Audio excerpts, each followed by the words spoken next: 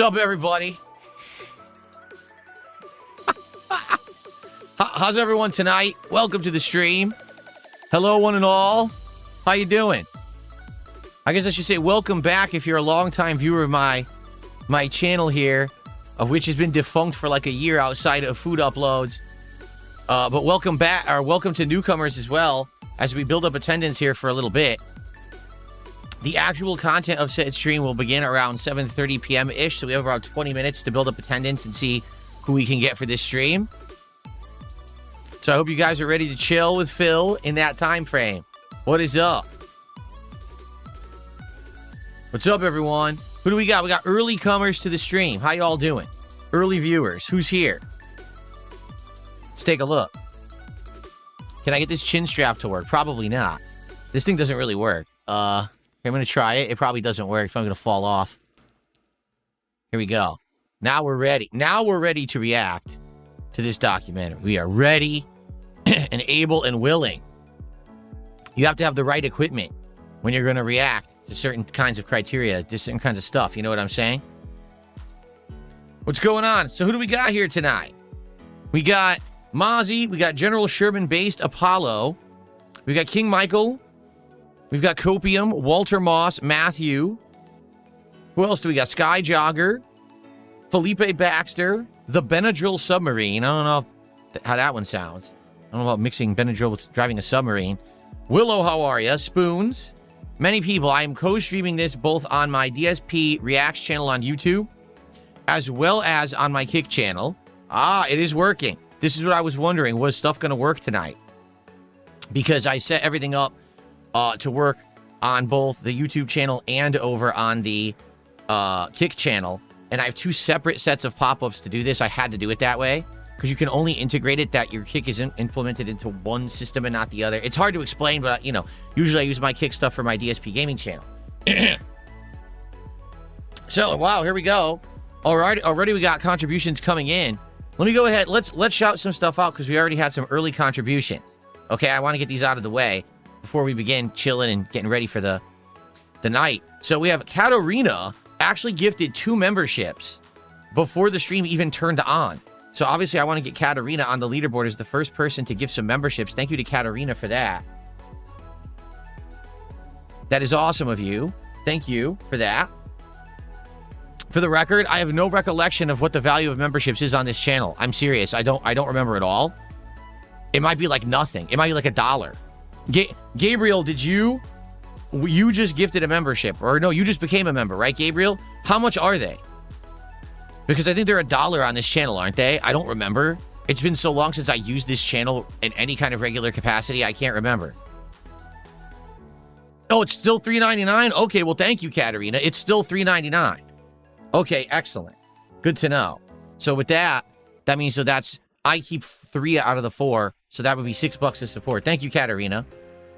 And now Gabriel did one, so that's $9 of support. See, it's been so long. It's been over a year since I streamed on this channel, so I don't remember anything. I know I had different tiers at one point, and I might have done away with that. I guess I did. I guess I did away with those multiple tiers then, right? I guess it's so confusing. So Mozzie with our first super chat of the night, $4.99, says, this stream is going to be incredible. Nice hat. Blue is your color. Yes. I mean, blue. Look at my outfit. Look at my ensemble for today. I dressed the part. I'm ready to react. I mean, come on. You got to look professional to be a professional. You understand what I'm saying? Of course. So thank you for that. And let's see here. Oh, there was a big tip, by the way. Yeah, there was an early $20 tip during the break from Guitar Player. So let's see. I think I can manually play a $20 tip this way. See, it shows up at a different spot. Yeah. So that's $20 from Guitar Player. And he says, I know that the stream hasn't started yet. I want to say I've been watching The Quartering since he interviewed you way back in 2019. Just like you, I just don't really care about internet drama. Yeah. And you know what? The truth is, you know, I do try to stay out of stuff as much as I can. But in this case, this is a unique situation where here's someone who I've had an interaction with years ago. Okay? Interacting with another group that I've had interactions with. They're at each other's throats. And everyone is telling me piecemeal each stream, oh, did you hear this happened, that happened? No, I am removed. I don't really care about this internet drama stuff. I don't involve myself in it.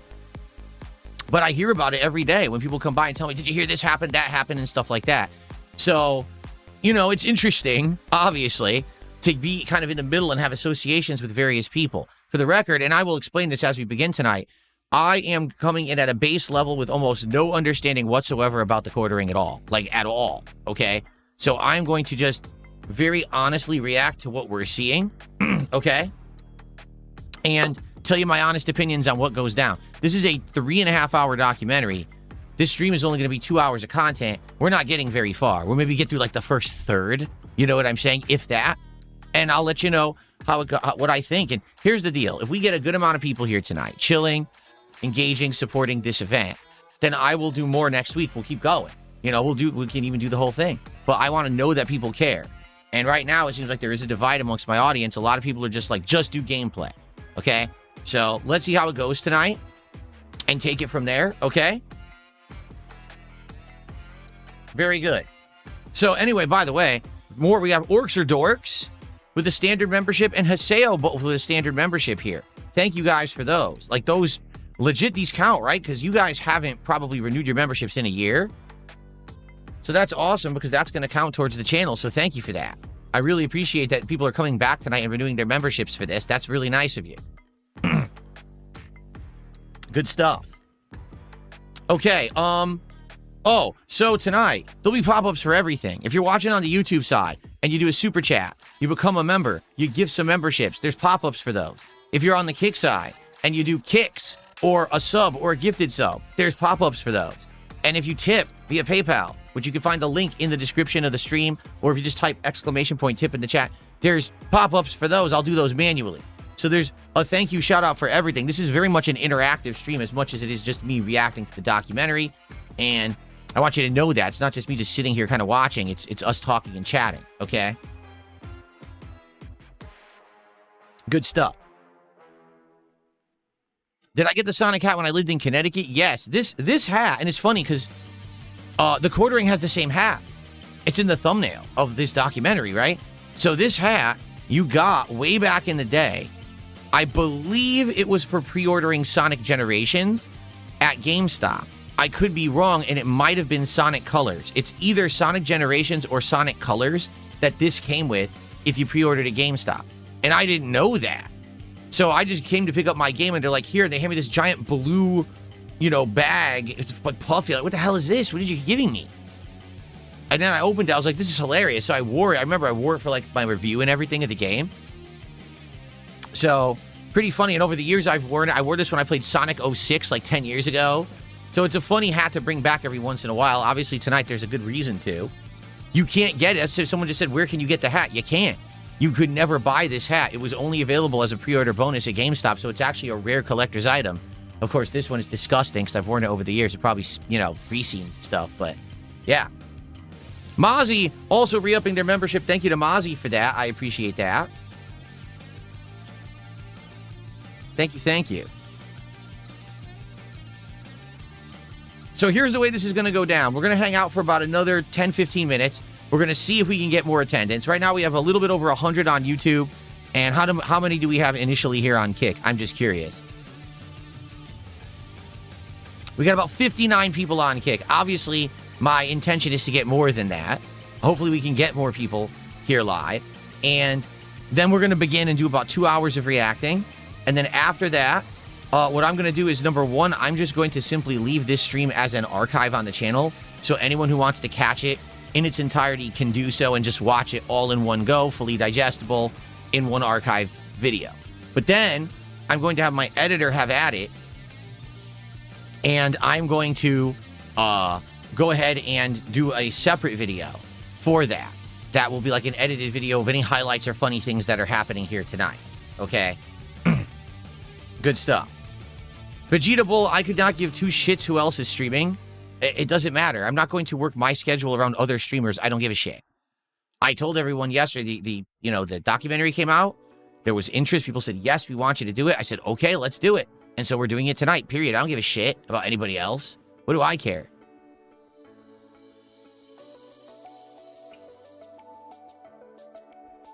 To be honest, isn't it funny that normally there wouldn't have been a stream tonight, and now all of a sudden, because I announced I'm doing a special stream tonight, there's a stream tonight. Isn't that funny? Yeah. Anyway.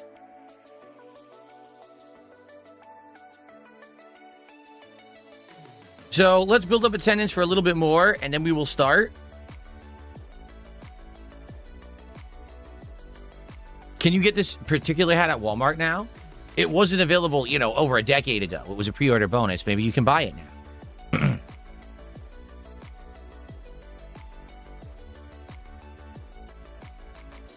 Thank you for subbing and giving a like. So here's the deal, because you might be on this channel and be like, what the hell? What is this? So this channel has long standing. This DSPReacts channel used to be my old vlogging channel.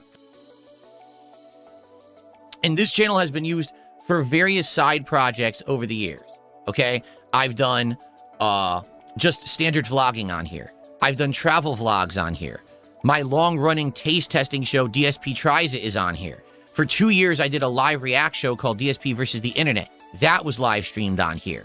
Okay? Then, last year, I revived my wrestling commentary show, Smart Guys, for like 4 or 5 months, and that was on here.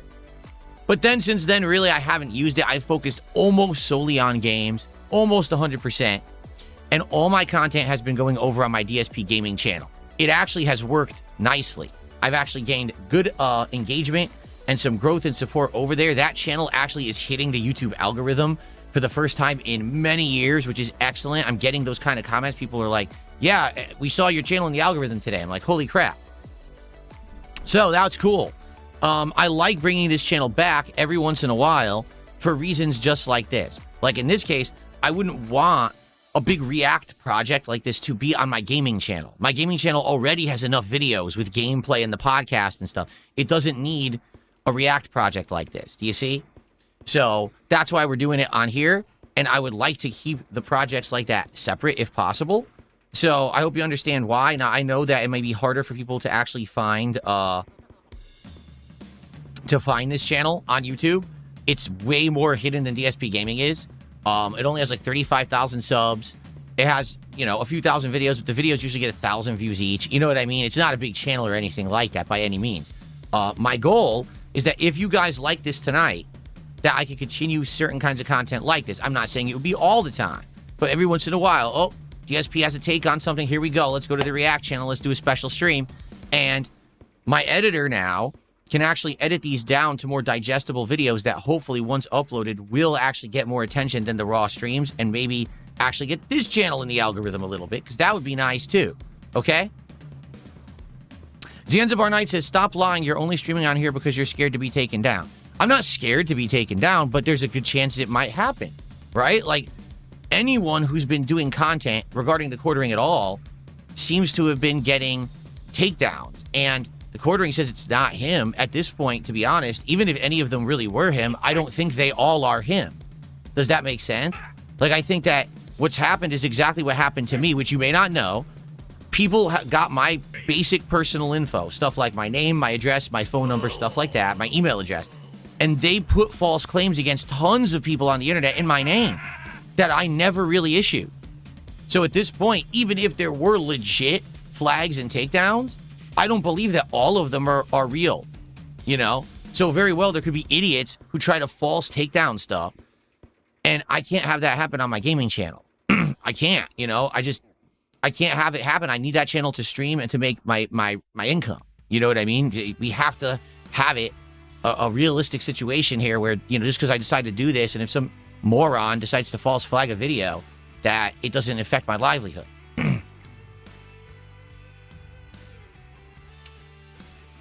The good news is I'm only doing this one stream. We're going to test it and see how it goes, okay?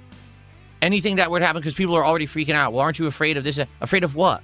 Afraid of getting a flag so the video gets removed? Okay, that's one flag. That's one strike, whatever you want to call it. Who cares? It doesn't affect, like, this channel I'm not streaming on anyway, so I don't care if I temporarily lose the ability to stream on DSPReacts. It doesn't affect my gameplay channel. See, that's it. People just don't understand YouTube's rules, and that's why they're all scared. Okay? If you don't understand YouTube's rules, maybe you're scared.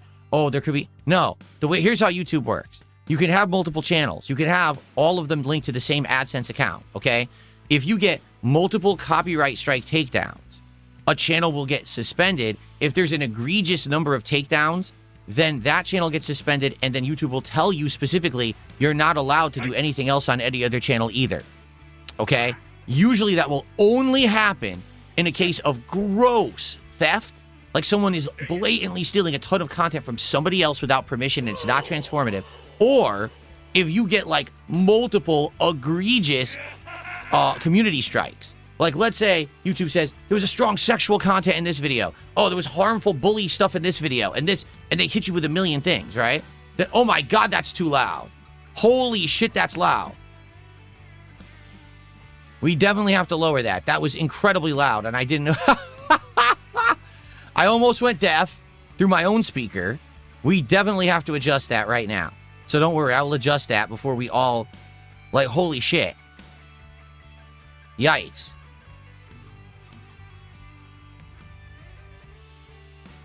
That was loud, right, everybody? Let me find it. Where would that have popped up through? It would have popped up through over here. What do you mean you didn't hear anything? You guys heard that, right? You didn't hear any sound effect there?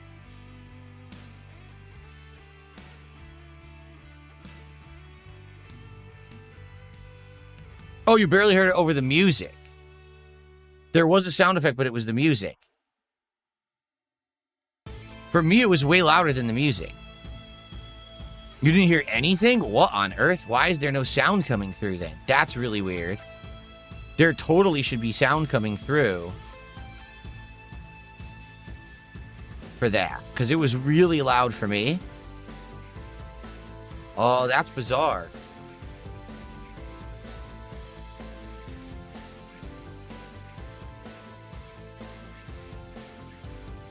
Why would it have come through for me really loud and you heard nothing? Huh. Because that was a YouTube super chat. Here it is set up. There it is. And it says play audio. All right, we're going to test it. Ready? We're going to test it. So you guys tell me. Thank you, Bardikit, for the kicks. You guys tell me if you hear this. Ready?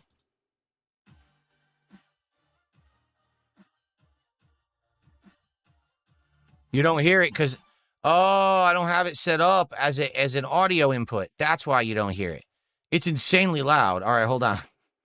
Because I got to lower it. But you didn't hear it because I don't have it set up as an audio input here.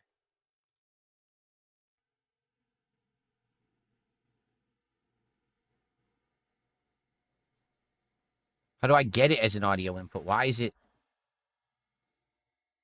I wonder why it's deactivated. See, it's there. All this is here.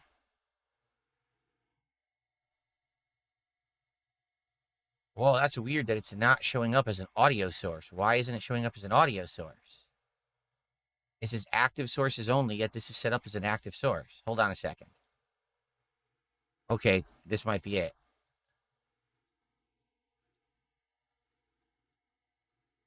I think I got it. Yep. Oh, God. It's going to be so loud. So I got to fix it. Because it's going to be really loud. Okay. I had no clue that that stuff was playing that loud. Hold on. It actually doesn't even make sense that it is that loud. It's very bizarre that it is. So we're going to test it again. And I'm going to do more shout-outs because more contributions came in.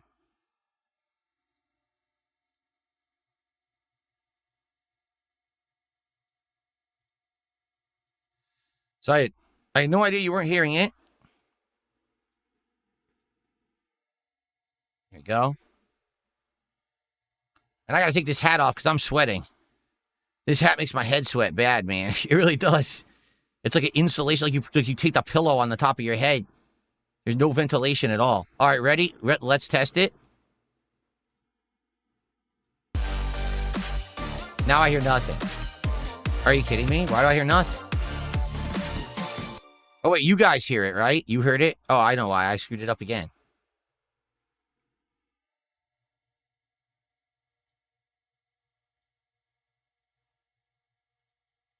You guys heard it that time, right? It's loud. It's still loud. Oh, and I lowered it too. All right, then I'm going to lower it even more, but I got to figure out why I couldn't hear it. I know why. It's right here. Here we go. All right, testing again. That's okay. I'd say that's an okay level. I can turn it down slightly if you guys think it's too loud. I think that's okay for me, though. Here, I'll lower it slightly. Okay. So hopefully that worked. We'll do it one more time, and we'll test it, and then that should be fine. Now it should be working. Ready?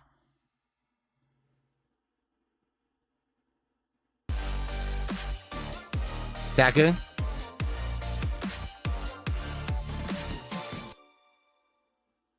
Okay. So thank you to Richard Ate My Eyes for $5. No one cares what you think. You're not relevant. So I waited all that time to shout it out, and it was an idiot who paid me to say that?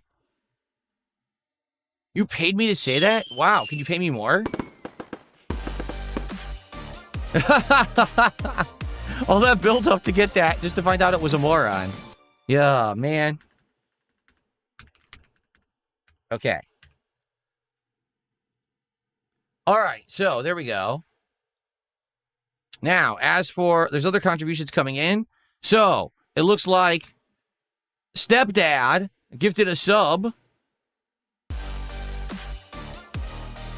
These are not real, by the way. This is, it's all repeating because I clicked the thing like 3 or 4 times.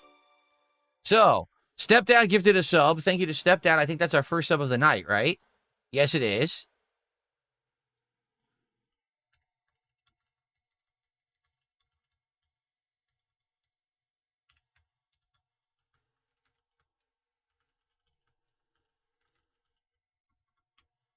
Okay.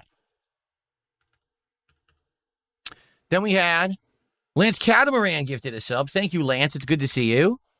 And then we had 2 100 kicks. The first was from Bardicate, and the second was from Stepdad, but Bardicate did it first, so Bardicate gets on the board. Excuse me, the leaderboard. Okay. There we go. Okay, so that's all good. So now I got to bring everything back up and see how, how we're doing attendance-wise and everything. Oh, decent. We got like 150 on YouTube. I wonder how many we have on Kick. I'll check in a sec here.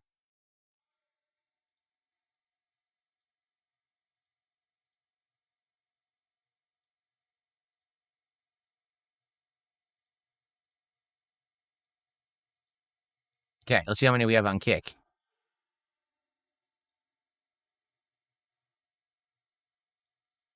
77. All right, we're growing. We got over 200 and climbing. That's cool. Hopefully we'll get some more once I get started. Okay.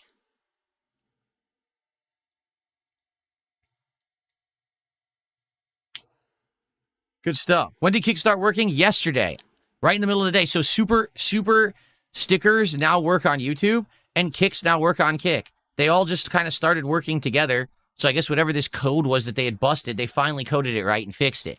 So now everything works, which is excellent, obviously, to have everything be popped up and getting credit. All right. All right, we're going to get started momentarily. Okay? And then we have Queen Lean with a $2 super chat saying something insulting, which is hilarious. But thanks for $2 anyway. Something I would never read because I'm not stupid. But I'll take your money. Thank you. Okay.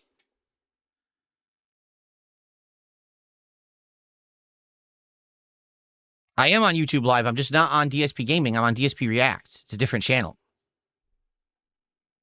I don't stream on this kind of content on DSP Gaming. Okay. Tony, how are you?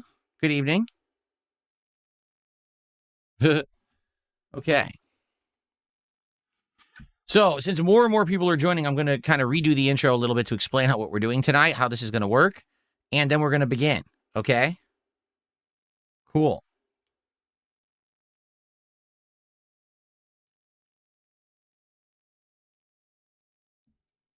Shall I begin? You think we should begin, everyone? All right. So, oh, I turned off the music because I wanted to hear the volume. Here we go. All right, so here's the deal, everyone. Welcome back to DSPReacts. I have not used this channel in a long time, but I always bring it back whenever there's something special going on or there's something new that I want to try. In this case, it's kind of half and half. We've got a very pertinent documentary that just dropped by Joon the King that covers someone who I've had an interview with and interactions with before, but also involves a group that also I've been at odds with for a bit here.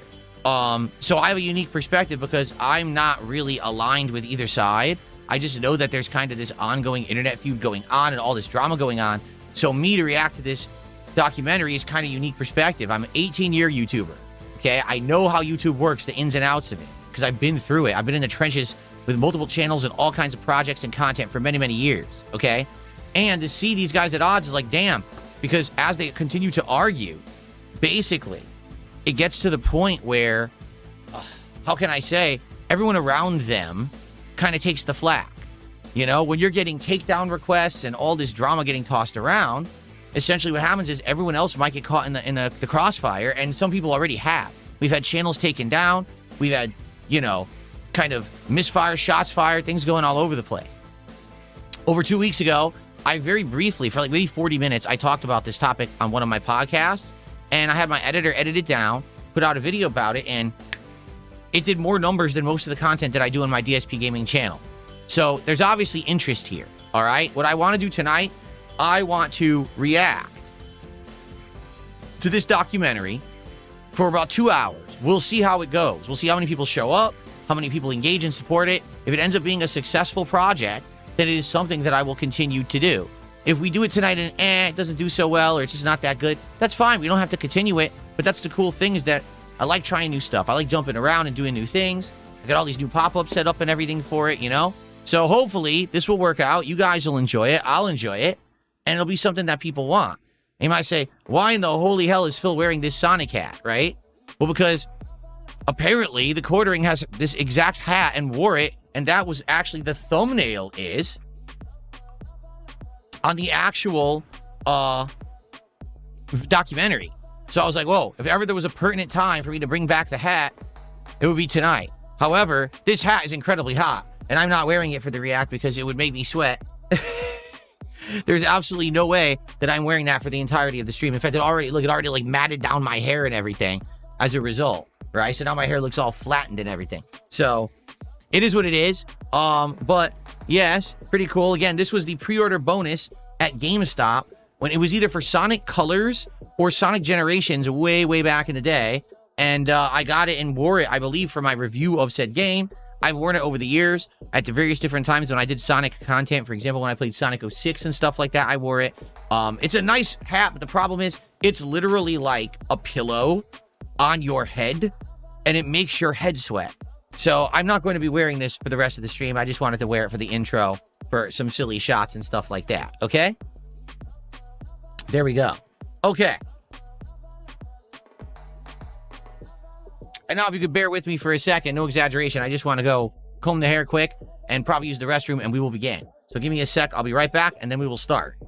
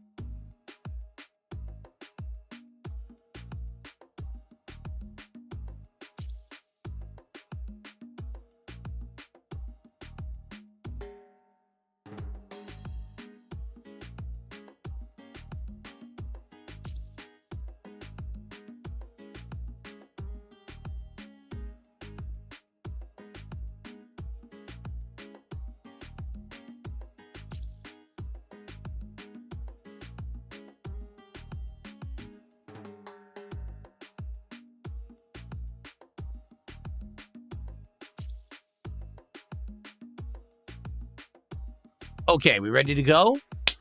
All right, everybody. Let's get started, shall we? And I think it's time to begin. Now, remember, this is very interactive. You know, I will be talking with you guys. I'll be shouting out contributions and the like, but I also do want to get, you know, a good chunk into the documentary tonight. So I'll be kind of going back and forth here, seeing how things go. Okay? All right, good stuff. This should work here. All right. I did not forget to superimpose any logo. I have no idea what you're talking about, Mojito Kitty. Anyway. Okay, is everyone ready? Okay.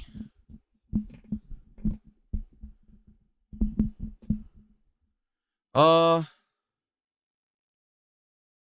know what? Hold on. Let me do this.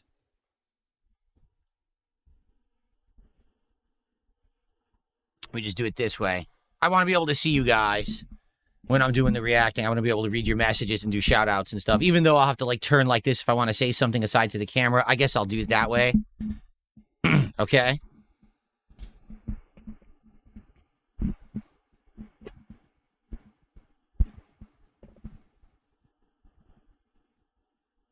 Okay, cool. Ah! Ben Shapiro jump scare right at the start. That's not cool. You gotta get like a warning or a disclaimer when you're gonna have that on the screen. Good God. Okay. All right, are we ready to start? All right, here we go. And let me, by the way, guys, please let me know when we're gonna, if volume levels and everything, if it sounds good, if you need me to adjust it on the fly or whatever, let me know. All right, here we go. In the political commentary space, there are few as detested and as untrustworthy as Jeremy Hambly. He is Schrodinger's grifter. I mean, right off the bat, that's a pretty negative statement to start. Again, I want to preface this by saying I've had an interview with this guy many years ago. All right, out of the blue, he kind of contacted me, said he wanted an interview, did a little bit of research, said, okay, this guy's pretty big on YouTube or whatever. Did the interview. It was essentially a softball interview. Okay, now I'm not a political guy, therefore it wasn't about politics. It was about drama and stuff. But it ended up being a decent interview, I would say, and it put me in a good light, I think. And then after that, I never really had association with him. Every once in a while, maybe over the years, I'd say hello to him or something. You know, nothing major. Never did any more content with him or anything like that. So I don't watch his content. I don't watch political content on the internet. I don't know what, you know. Obviously, I know he's conservative. He's right wing, but I don't know about the quality, the reliance of, is it reliable or not, what he says. I have no clue. I'm just taking this at face value from what Joon the King, the documentarian, is saying. And immediately he slams him. So, okay. When there is doubt about his net worth, yet poor when fundraising through the guise of desperation. $80,000 in equipment. I've got $300,000 almost floating right now in debt. I'm saying I make well over $1 million a year just on coffee. Jeremy has an extensive history of fundraising for every facet of his business, but also a history of videos displaying his over $10,000 RC track with custom baseball mixed dirt, his $10,000 in trading car packs, which he opens live, and his saltwater fish tank devoid of living fish, but not of aggressive monetization. So is it a true statement that the issue that a lot of people have with him is that he's affluent? He obviously has money. He has all of these things that he kind of flaunts, but then he's always asking for more money. So he's not investing it well. Is that to be the major criticism here, I suppose? Okay. Fish funeral fund. Coverage of Jeremy's spending habits is often coupled with stories of his struggles with irritable bowel syndrome and his penchant for urinating around his home. When you have no mortgage on your beautiful home, you can pee in it wherever you want. And the fact that they think this is some kind of own is weird. It's never something I denied. Maybe it is something you should have denied. Like, no lie. Why would anyone need to know that on the internet? Like, why would anyone know that you have irritable bowel syndrome? And like for example, I made a big mistake years ago. All right. I did 100%. Out of nowhere, my foot started swelling. And I took a picture of it and shared it with the internet saying, hey, does anyone know what this is? And of course, everyone's making fun of me saying, what did you do? Did you break your leg or this or that? So come to find out, I had gout. Okay. So gout is a serious, ongoing thing that you can't really ever get rid of. but I shared it with the internet. I never should have, because since then it's been a thing. Like, I think it was 2015, so here it is 2026. 11 years, everyone making fun of me. Ha ha, Phil has gout. Ha ha, Phil has gout, right? Now, the good news is I don't really have flare-ups or problems with it anymore, but it was a problem for many years there. I had to change my diet and everything in order to adjust so that I didn't get it anymore. Since then, I don't tell you guys anything about any medical stuff whatsoever in my life or nothing. I consider that oversharing, because if you share any of that stuff, people will just endlessly ridicule you and then try to get more information and get to the next level of information. You know what I'm saying? So how on earth did anyone find out that he had irritable bowel syndrome and that he had peed around his house? Like, huh? And then he has to say that on stream and be like, oh, well, my coping of it is that I own my house. I can pee wherever I want. I mean, I own my house. I can pee wherever I want to, but I don't really want to. I prefer to pee in the toilet. It's kind of the preferable place to do it. So, all right, we're already starting to see some stuff. Decline of viewership, revenue, and respect for him have induced more outbursts, furthering his decline, and increased interest in his history, which he desires to conceal. So who is Jeremy Hambley? What truly motivates him? And why does he have over 10 channels spread across his nearly... Okay, he has over 10 channels. I don't know any of this. His main channel is The Quartering, over 2 million subscribers. Wow. That is incredibly admirable. He's got Unsleeved Media, which I'm going to assume is like a Magic the Gathering, 186,000. RC Flight School, so I guess RC Flying Planes, 14,000. Coffee Brand Coffee, 84. RC Skipper, so apparently has RC Boats, 2,000. Team RCN, which must be more RC stuff, 295, so that's like a tiny channel. Exclusively Games, 33K. Well, even this React channel has more than that.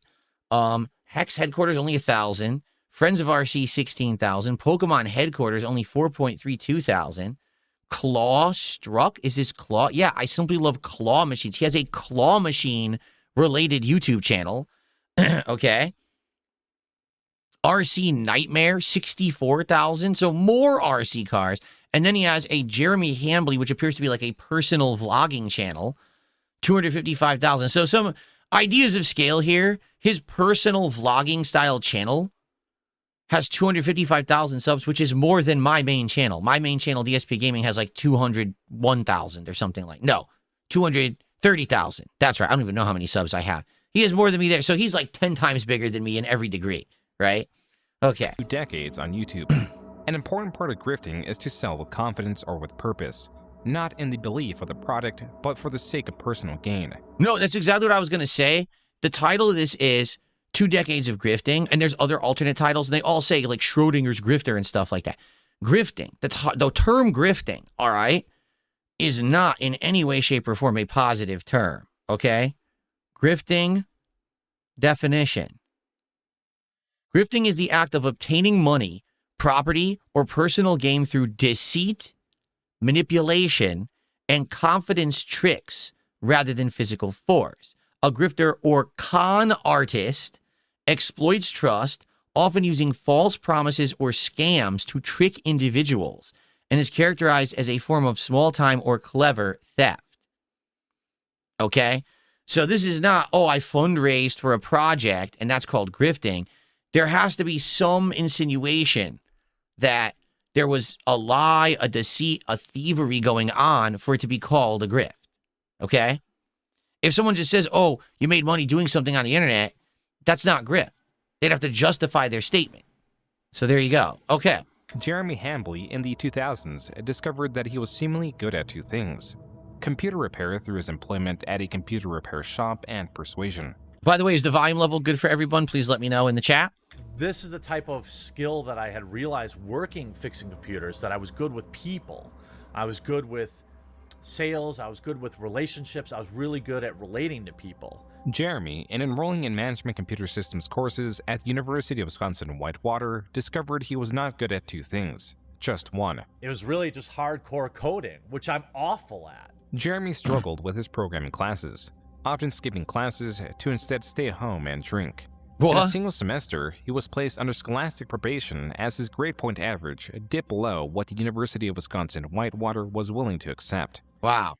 So when I was in university, or college, or whatever you want to call it, okay, I was there on a partial scholarship, and I had to maintain a certain GPA in order to keep going, or else they were going to get rid of my scholarship, and I couldn't afford to go anymore. And already I was working and had personal loans and things that I was paying off. But I'll admit it, I slacked off too. Like when I was in college, I honestly kind of lost faith in the education system because I busted my butt all high school, got to college just to find out the college isn't very good. Like the teachers weren't very good. I wasn't really learning. I was trying to learn coding. And this is, you know, when coding with right before the bubble burst on the whole tech industry, the computer science industry. And the teacher was atrocious. Couldn't even teach me how to code. Instead, he was just like assuming you already knew how to do it. Then what am I paying you for? Why am I coming to the university? You're supposed to be teaching me and you're not teaching me anything. Okay? So it was very bizarre. And I kind of lost my faith in caring about college, and I slacked off, and I would skip courses, and I would go drive and play competitive Street Fighter because I was into competitive Street Fighter at the time. I would go to arcades and shit instead of going to class. But even then, I maintained a decent grade point average. I still passed, you know, I think I got like maybe like B minuses, stuff like that. I still got through. I wasn't in any kind of like probation or in jeopardy of losing or being thrown out of college or anything like that. Jeremy, through a tribunal, was given a chance to explain why he should be allowed to return to the college. I decided to go into my tribunal and say, like, look, I'm changing my major.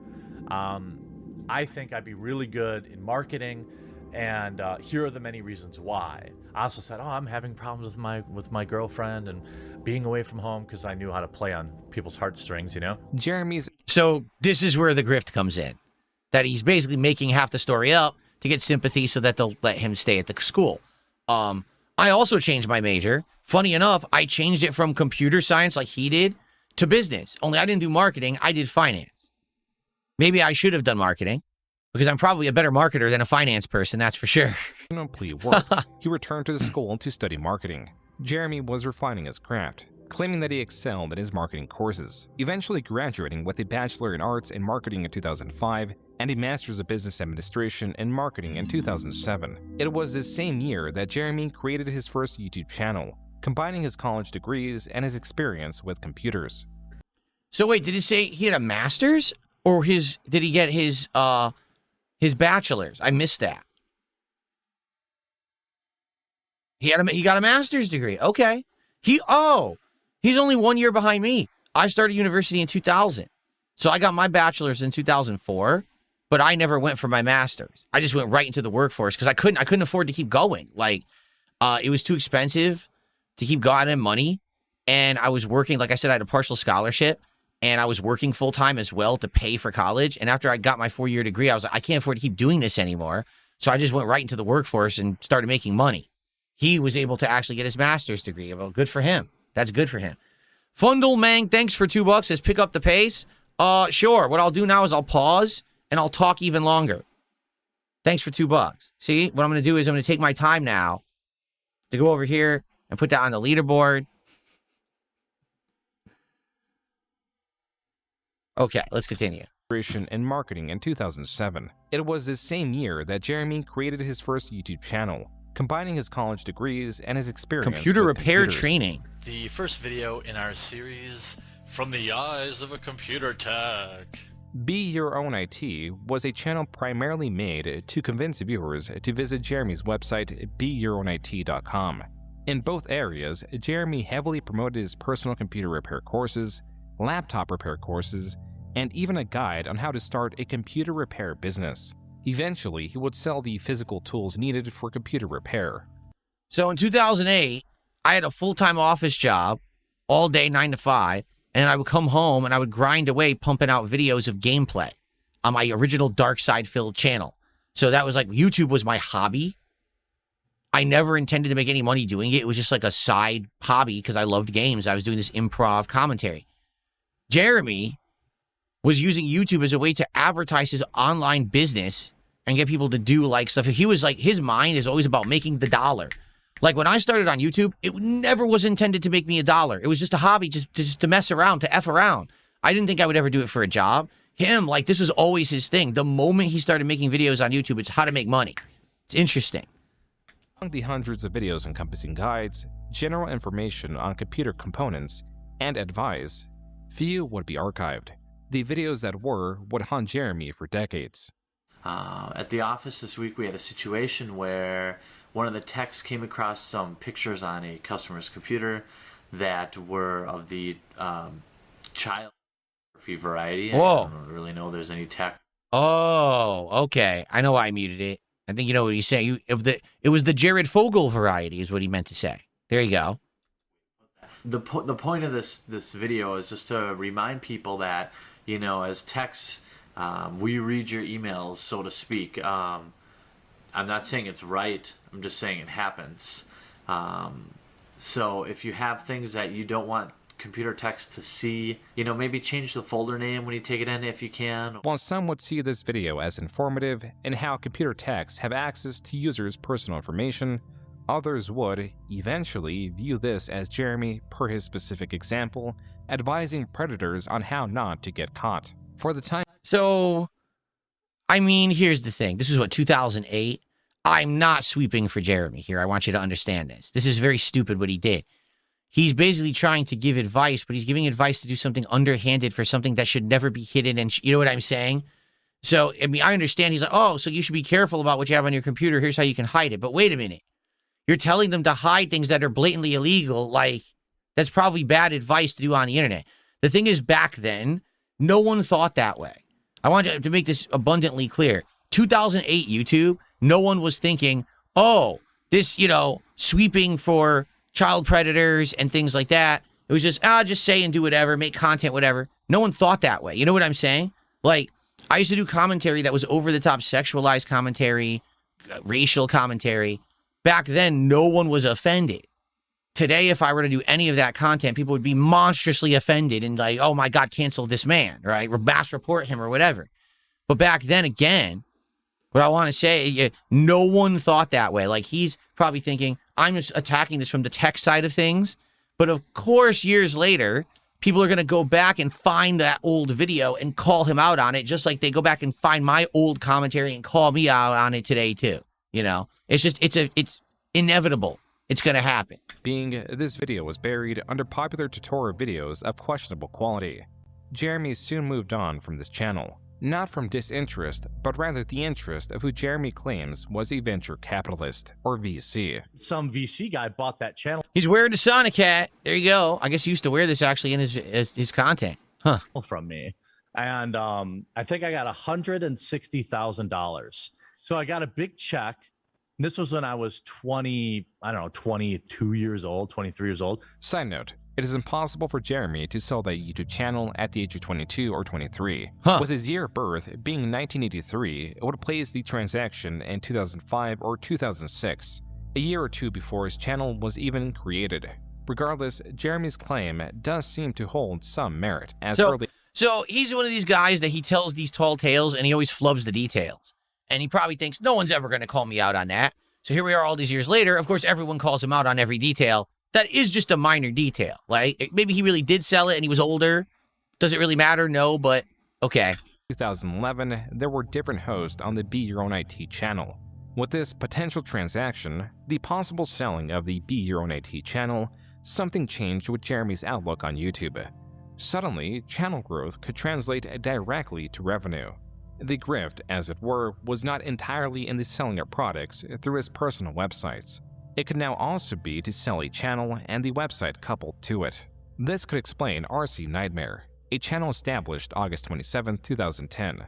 As Be Your Own IT drew from Jeremy's experience with computers, RC Nightmare drew from Jeremy and his best friend Brandon's enthusiasm for RC cars, specifically higher-end, customizable remote control vehicles. So again, I gotta wonder, this is his second channel. Is he thinking, hey, look what I just did with the first channel, right? I just took this stupid idea, I flipped it into $100,000+ profit for me. Can I do it again? And again, and maybe this is always his idea, is to create a channel, run with it, build a little bit of an audience, and sell the channels off? Ability to surpass 100 miles per hour. Jeremy and Brandon began by uploading videos focusing on unboxing cars and tutorial videos on how to optimize or install components. Brandon was adept in the verbal and physical breakdown of the vehicles. From the aerodynamics to even the thermodynamics, Brandon speedily named off components and even their composition. Jeremy, however, often spoke of personal anecdotes and the superficial qualities of the vehicles. sometimes even struggling to remove the vehicle from its cardboard platform. This time I'm actually a little bit better prepared to get this thing out of here. So I won't do my fat guy struggles bit, albeit I know that's a crowd pleaser. Oh, maybe you will see, maybe you'll get a little taste here. Brandon's video it's just so weird to be watching it because there's parallels. Like early on in my YouTube career, me and two of my friends made some custom Street Fighter joysticks together. We would buy the base joystick, buy better parts, take them apart, upgrade them with the better parts, put better art on them, and we would document the process and make videos of it. It's weird. There's like weird parallels here. The only difference is that with me, I never actually intended that this stuff would be like big money-making ventures. It was more hobbyist stuff. Well, it seems like with him, he is intending for that to eventually make him money. of this sort often outperformed Jeremy's. Regardless, there was not as much demand for information on remote control vehicles as there was computer repair. Naturally, this was an issue. Without significant traffic, Jeremy could not grow his accompanying website rcnightmare.com, making it both difficult to sell and more difficult to bring advertisers on too. While Jeremy did utilize his tested strategy of nearly daily uploads, he also found a new way to boost both his channel's growth and his website's growth, even if it was artificial. Every 250 subscribers we get on YouTube, we're going to give away a truck. Up to 10 trucks. Oh, boy. All the subscribers in the next week, we'll give them all away this week. All that we ask is that you subscribe to our YouTube channel, come over to our forum, have at least 10 posts in the forum. Now, these can be questions. Yep. It's the comments, fake or engagement answers, contest. and reply to one blog post. That's it. This strategy appeared to have worked. Jeremy announced a winner on November 16, 2010, and a different set of winners in January 2011. 117 participants amounts to over 1,000 forum posts. Just 1 month later, Jeremy made another RC-related channel, focusing on RC discussion with both Brandon and Jeremy present. And in June, Jeremy promised free t-shirts to any user that reaches 100 posts on the RC Nightmare forum. These are likely the same t-shirts that could be purchased on the website. Separately, and still in June, Jeremy was running yet another giveaway. Rather than focusing on forum posts, the condition to win was based on referrals. So at this point, this isn't his job, right? He has a master's degree in marketing, but is he working a job as his full-time deal and this is his like hobby, or is this his full-time focus? Because I'm not seeing where the revenue's coming in. You know what I mean? Like he's trying to grow the site so maybe he can sell it later, unless maybe out the $160K he made on the sale of the first YouTube channel is just him. That's how he funds himself at this point in his life. Because I'm comparing it to me. At this point, I had an office job all the way through late 2010, and then I got laid off, and then I flipped my YouTube channel of 2.5 years into a way to make money by getting partnered with Machinima. So I'm just curious, like, how is he getting by at this point? You know, like, does he have a job, or is this it? Nightmare or friend of RC. Not included was the third channel in the expanding network, under RC Flight School, covering remote control planes. Following this pattern, the RC Skipper channel was created on July 1st, covering remote control boats. These channels, relative to RC Nightmare, saw very little growth, possibly due to their lack of uploads. Though RC Nightmare would see some monetization through advertisements and an online marketplace the following year, Jeremy evidently grew weary of solely focusing on RC vehicles. This explains the existence of Score10bucks.com, a website run by Jeremy. It is also tied to this Twitter account under his name, Jeremy Hambley. As for the website, Jeremy appears to have been drop shipping select DVDs. Quote, here's what we're doing with our advertising budget. Instead of building tons of websites to promote these DVD releases or buying up ad space, we spend our budget on $10 gift cards to a major online retailer. Everyone likes free money, and getting $10 for buying a DVD is essentially getting a DVD for free. Unquote. This website, apparent from the lack of updates, was abandoned the same month it was erected. Jeremy, unrelenting, created yet another website. So he is trying attempt after attempt to find a way to make money, and most of them don't work. And he just abandons it and he goes on to another one. Okay. Marketing Sheriff. As with Be Your Own IT and RC Nightmare, this website had a forum, accompanying tutorials through the Marketing Sheriff YouTube channel, and offered one-on-one consulting. Quote, Marketing Sheriff also hosts high-level online marketing video lessons. Oh my God, And leads more of contract this. negotiations, and members-only forums of experts to get your questions answered right away. The Deputy Program is a group of the world's top-performing online marketing, design, contract negotiation, and all things business-oriented. Unquote. According to Jeremy, Marketing Sheriff, in focusing on servicing higher-end clients, would be his main revenue stream. Similarly successful was MTG Headquarters, a channel based on the popular trading card game Magic the Gathering. What's up, guys? Jeremy and Brandon here from MTG Headquarters. So intro pack $12.99. Now this was 2012. Now in 2026, what would an intro pack of Magic the Gathering cards cost today? Probably like triple, right? This stuff is just wild how it's blown up. What's up, Magic the Gathering? How's it going? While Brandon would make appearances on MTG Headquarters, this channel was largely run by Jeremy. Rather than focusing on the strategic elements of the game, Jeremy centered his content on unboxing card sets. There were still more channels to be made, such as Team RCN and RCS Spotlight. Both of these channels were soon abandoned, as was the fate for all of Jeremy's RC-related channels. As in early 2013, Brandon had moved, making frequent uploads unfeasible and decreasing Jeremy's passion for the channels. This will be the last time I explain it. Brandon didn't leave, he got a job. And his job took him to Kentucky, and I'm very happy for him. The RC videos soon paused across the board. Jeremy claims to have sold an RC channel, but is unspecific with which one. You know, and then I started a channel about RC cars, and I sold that. None of the aforementioned channels have seen any uploads outside of Brandon or Jeremy. Perhaps he means he sold a website. Only that too would be devoid of updates for years to come. Even the bottom of the website's homepage displays Brandon and Jeremy as the owners. Whatever the case, the RC channels and website remain largely inactive. Jeremy's focus instead was placed on his Magic the Gathering channel and his vlog/self-improvement channel, Me vs. Me. Okay, so what we're seeing here is in his early years, he sees very early success with this tech channel, the IT channel. He sells it, apparently makes good money selling the channel off. Early times of YouTube, kind of makes sense, right? Tries a whole bunch of other stuff, none of it works. His friend says, well, this isn't doing anything for me. I'm out of here. I got a job. I got to go make money. And he moves away. So that's the end of the RC stuff. So now he's on to the next, right? It seems like try something. If it doesn't work, on to the next, on to the next, on to the next. So, I mean, honest question, is there passion for any of it? Is he actually like the RC stuff? Does he like the things he's trying to do? Or are these just get-rich-quick schemes that he wants to try to, hopefully it takes off, and then boom, I could just sell it, and I can go on to the next and go on to the next, right? I wonder, like, it seems on surface level he has passion for RC cars, right? But then why didn't you do it to the point where, like, you loved it and it was part of your content instead of just abandoning it the moment that your friend was moving away? It's a little weird. Then again, if he's going to start now Magic the Gathering, maybe he loves Magic the Gathering and this is his passion. I don't know. For me, again, I'm trying to relate to this. You know, the gaming stuff is what I started with on YouTube. It's what I've stuck with on YouTube. It's what I'm still known for on YouTube to this day. That's where my bread and butter comes from. You know, my content is solely rooted in video games. And I had passion for it. It's been more profitable, less profitable. I still stick with it. You know, never once did I think, oh, I'll just drop and sell DSP gaming or something like that. It was just, no, this is my thing.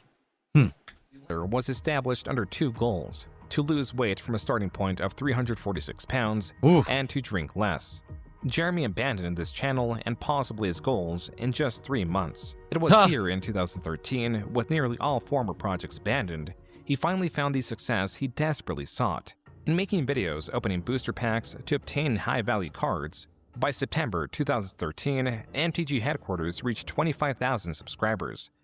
Thank you to Guitar Player for re-upping your membership on this channel. I appreciate that. It's good to see you. Making it Jeremy's fastest-growing channel.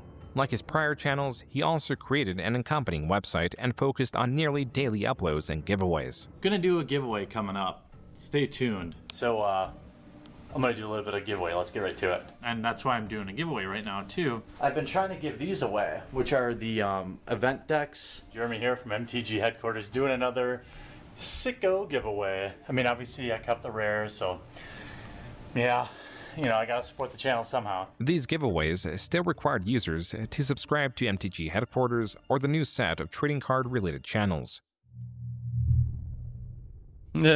These did Pokemon not too. perform nearly as well as his MTG channel. It could be because of his lack of knowledge of the other trading card games. In this video alone, he misnames one of the most iconic first-generation Pokemon several times.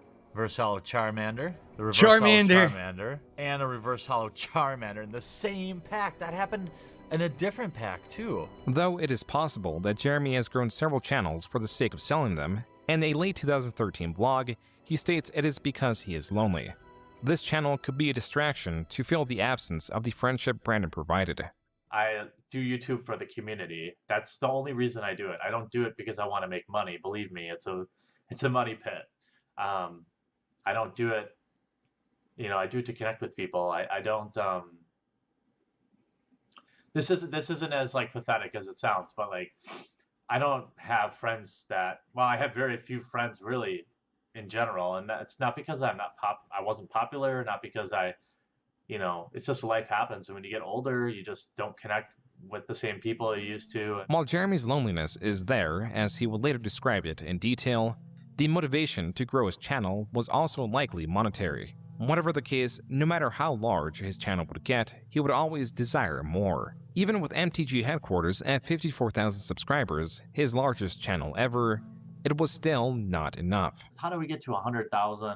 How do we continue to fulfill the mission statement that is basically to grow the game and grow such an amazing community? What's crazy is this is 2014, so he's been doing YouTube since 2008, right? And he's done all these different ideas, and it's 2014, he still only has 50,000 subs. I mean, the golden era of YouTube is already past. When it's easy to get subs, it's easy to get following, because he keeps rebranding and doing different ideas. It's like he's always starting over, and it's going to become more hard to get more of your feet entrenched into the YouTube landscape when you just keep re-hitting the reset button. You know what I mean? At this point, 2014, my DSP gaming channel already had well over 100,000 subs, was getting in millions and millions and millions of views a month, tons. And he, for him, because maybe if he had just stuck with one thing, it would have blown up and gotten more successful. Don't know. But again, notice that everything he's doing, it's 2014, only 12 years ago, he's not even doing anything he's doing today yet.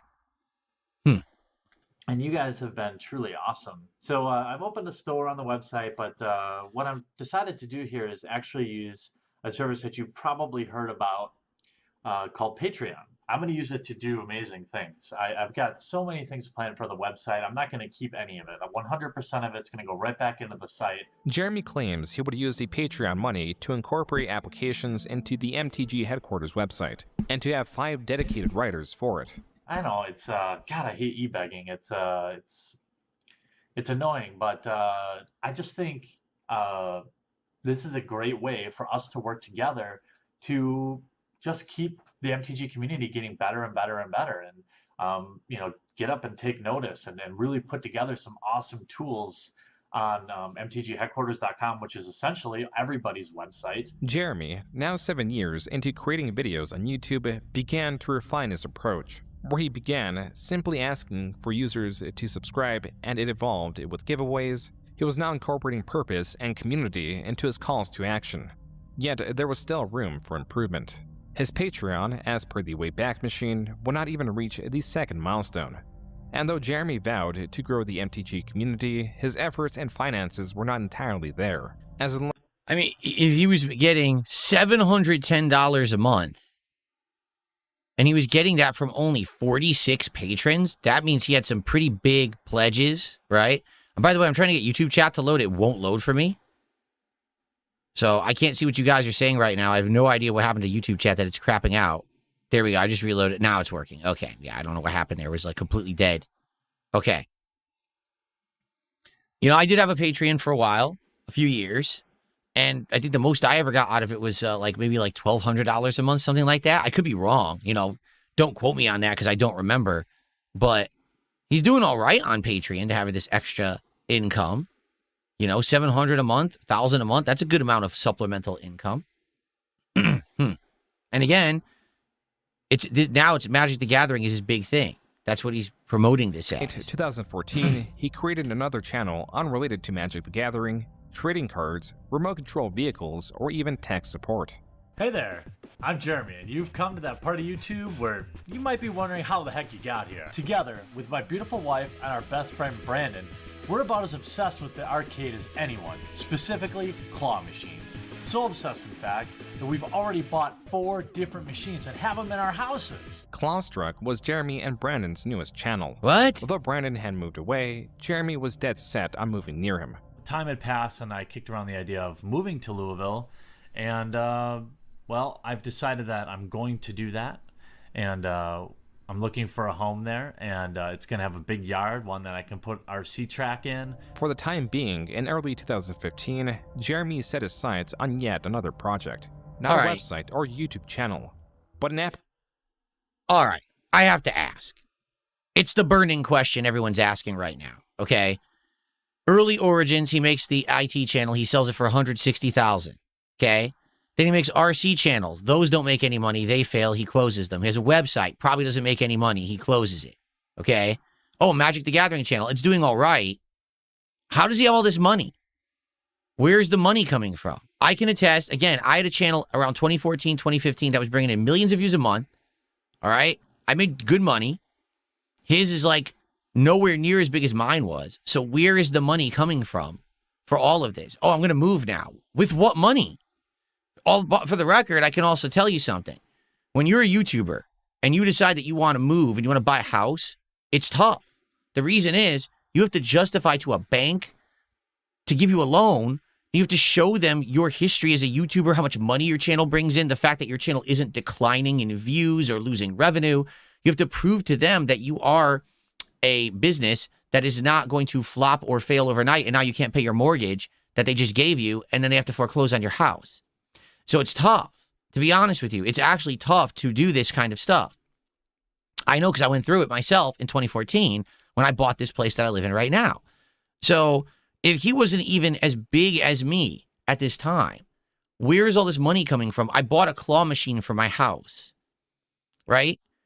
I have all this money to unpack Magic the Gathering cards. Oh, I'm going to move now to a bigger house with a big yard. With what money? You don't have a job outside of YouTube. Where is it coming from? That is the question that hits my head, because I remember the struggle I had at this point in my YouTube career. I'm moving across the country. I'm putting myself in tons of debt to do it. It was hard to get a mortgage. It was hard to get a mortgage because of the nature of my work. And, you know, it was a struggle. To him, it doesn't seem like there's much of a struggle. Like, he's doing Patreon and other things to just finance the website, to finance the channel.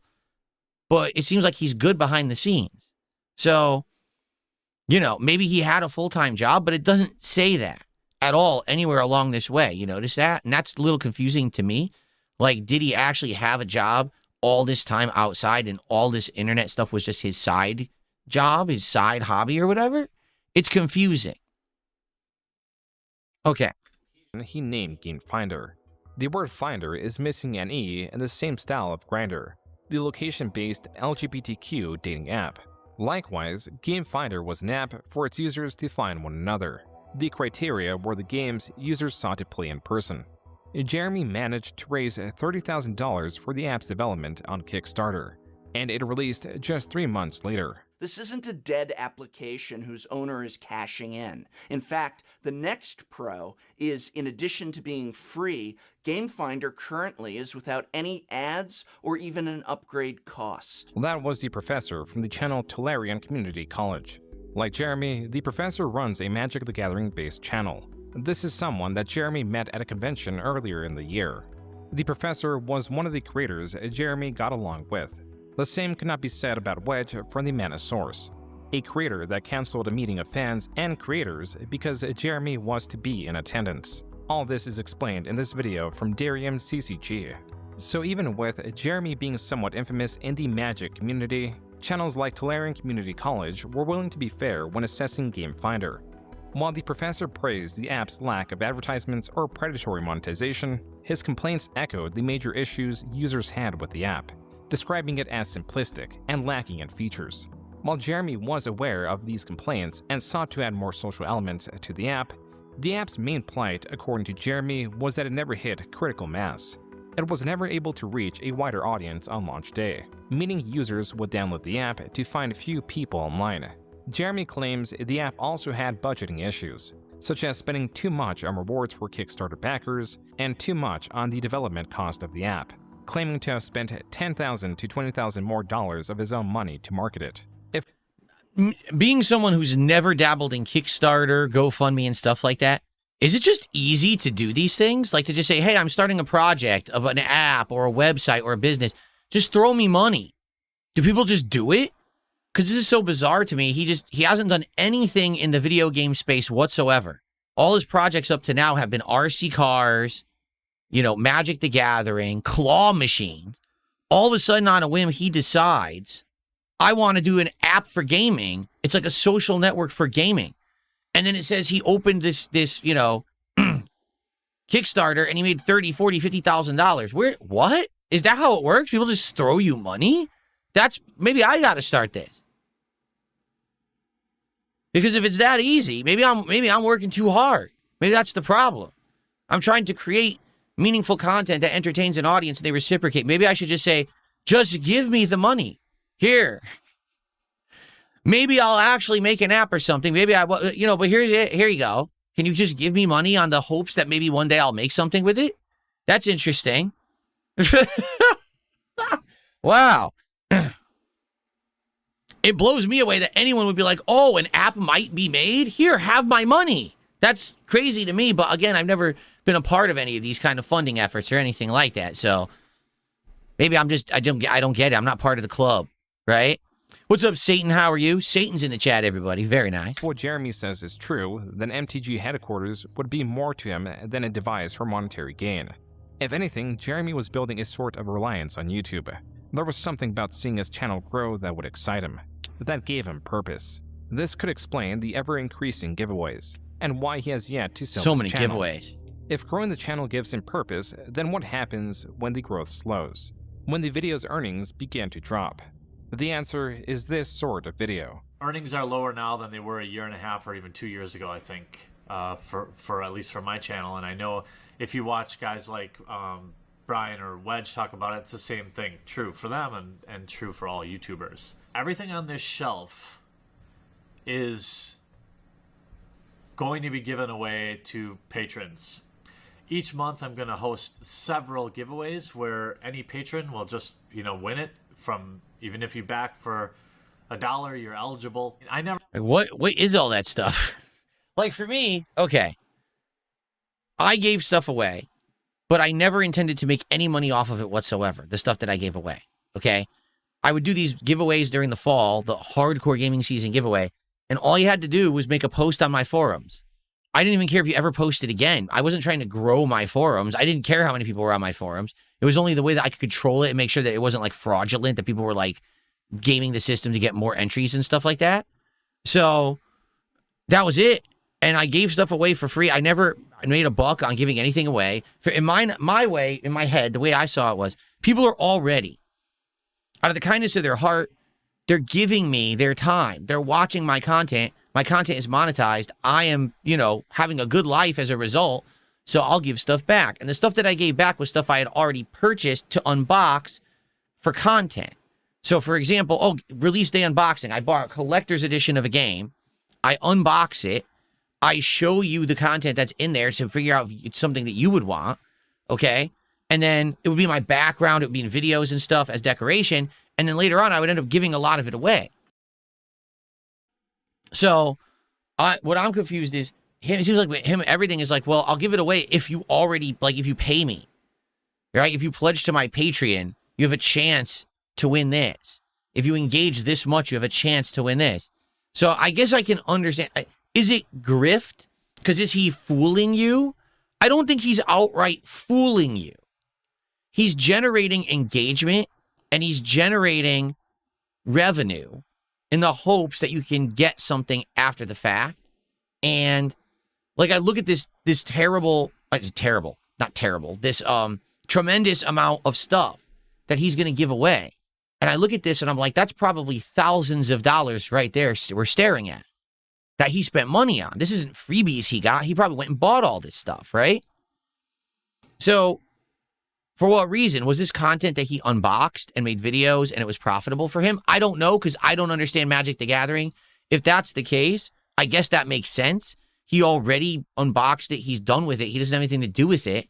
So now he wants to give it away, I guess. I guess that's what we're getting at here. Not that he bought this stuff specifically to just give it away, right? This is stuff that he unboxed and reviewed and made content out of. But is it grift? I don't know. That doesn't, to me, I don't know. Does it sit right? It's a little underhanded, I would say. It's just like on X or any other social platform where they're like, chance to win. But what you have to do, you have to like, you have to follow, you have to retweet, you have to do this and that. Yeah, but you're farming engagement for yourself in the hopes that one person wins something, right? I don't like that. I've never done anything like that. I do find that kind of underhanded. It's not legal. There's nothing like against any rules or terms of service doing that. But I've hated that kind of behavior. So I can understand why people look at this. They're like, well, this is grift because, you know, you already scratched my back. One person has a chance to get something. He's claiming he's going to give away all of this stuff. So this is what, 100 people will each win something out of the, 1,000 people that support him? I don't think this is that bad. I don't like the means, the exact way he's doing it, but I don't really think that this is that bad either. Like, people would look at this, but, oh, dirty, grifting.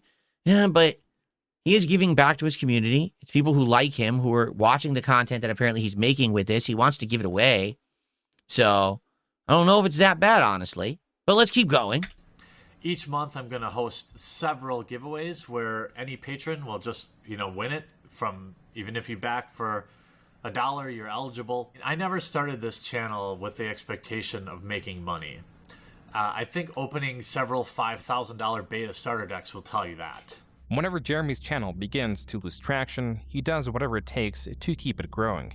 He increases the amount of giveaways, pleads with his audience, all while claiming that this is not for him. It is for his viewers. This early 2016 vlog on MTG headquarters is key to understanding his potential true motivation. So this is 10 years ago. He's still all into MTG. I'm shocked. I thought he was doing politics for a long time. I guess he just got into it in the last decade then.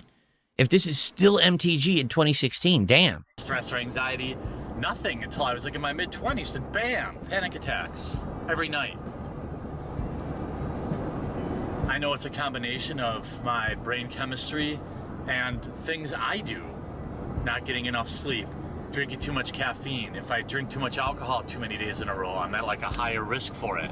That was a video of Jeremy describing his anxiety issues, something that began in his 20s. Something that he has been unable to shake.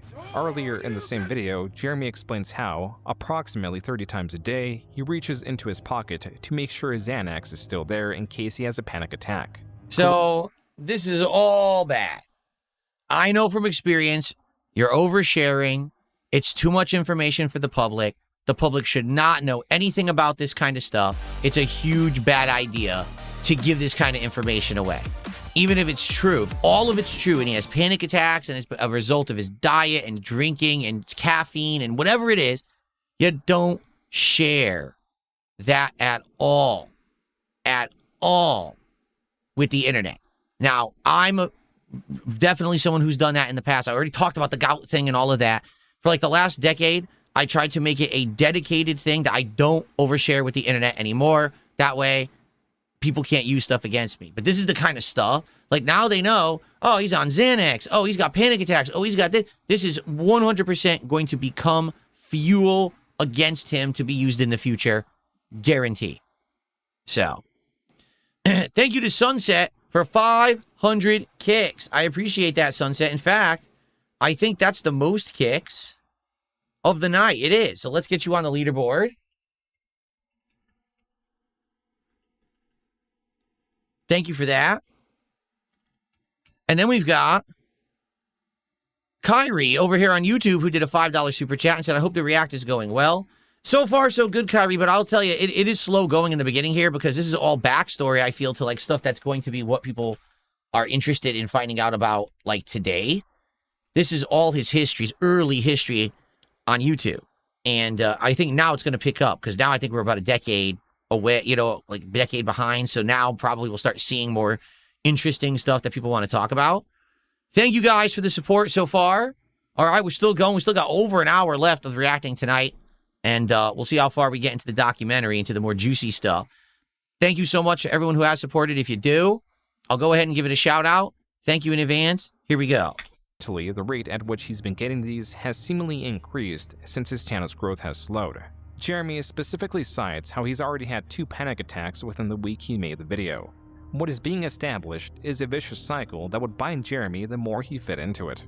The more he would try to maintain endless growth, the more it would crush him. For the past year, I've been running myself ragged, trying to run a business as well as YouTube full-time. Why this video looks And like while shit. It's been worth every long night. It's unlikely I can continue this pace much longer. I'm just so tired all the time. Now, you may have heard of me talk about my Patreon for several months now. The truth is, the support I'm receiving on my Patreon is literally the only reason I can spend the amount of time I do now on these YouTube videos. What I so desperately want now is the chance to take my channel to the next level. In this video released We just watched a video where this happened. We just watched a video just like this just 2 minutes ago where he said the same thing. 2016, it appears Jeremy was reading a pre-written sales pitch, Yeah. asking his audience to increase their support on his Patreon, allowing Jeremy to reduce the time spent on his clients for marketing the sheriff, claiming it is for better or more diverse content on MTG headquarters. While Jeremy did make good on diversifying his content with the increase of collaborations, interviews with Magic the Gathering artists, and even PowerPoint presentation guides, none of these videos could trump his simple, effortless card opening videos. As much as Jeremy desired to change and improve into something superior, he could not find any footholds, and was slipping into a breakdown. Now, I wish I'd done a lot of things differently. I wish I was friendlier with other Magic YouTube channels. I wish YouTube ad revenue wasn't less now than it was a year ago. Well, listen. I'm super guilty. I'm watching this and I'm feeling it. I'm super guilty. I did this pity shit all the time back in the day. 1,000,000%. Because I didn't have any other income besides YouTube ad revenue, and I opened a Patreon, okay? And that was it. That's all I had. Even though I live streamed, I wasn't an interactive live streamer like I am today. I had no contributions coming in. So because of that, I was completely reliant on ad revenue. And so I would literally, all the time be like, oh, well, ad revenue's down, guys. You know, it sucks. What can you do? But hey, if you pledge to my Patreon today or you up your Patreon pledge or you do this could help me out. 100% I admit to doing this, okay? I'm guilty of it, just like him. I used to do this shit. It was a different time. It was before I discovered interactive live streaming, how much better it is to have a social aspect where you interact with your audience and stuff like that. I'll take the blame, all right? I fess up. I used to do this shit too. So I see it, I'm like, oh, it's kind of despicable. Yeah, and I used to do it too. You know? Thankfully, I don't do that shit anymore because I've become a better person, a better creator. But admittedly, yeah, I used to do it just like he did. 1,000 kicks just came in. Who's this from? Sorry, because I am doing this a different way today, and I'm trying to find that leaderboard now. Crap, where did my... I'm clicking on the wrong thing. Where did my leaderboard go? There it is. 1,000 kicks from Cowboy K. He says, you're a better gamer than Jeremy and have a loving wife unlike him. Keep up the good work. Well, there's been nothing whatsoever in this documentary at all about gaming yet, right? I don't know if he gets into gaming at any point. I have no clue. I don't know if there's a competition there. I mean, I'm a lifelong gamer. I used to be a competitive Street Fighter player and stuff. You know what I mean? It's a little different than someone who maybe casually games.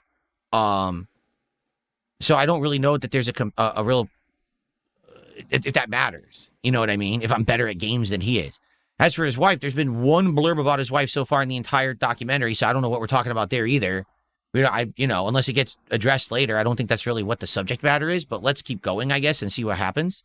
I'm just here to react directly to what's in the documentary. I understand that there's tons of supplemental information that people will be talking about, all this other crazy shit, but I'm just, directly what I'm seeing is what I'm reacting to, if that makes sense, okay?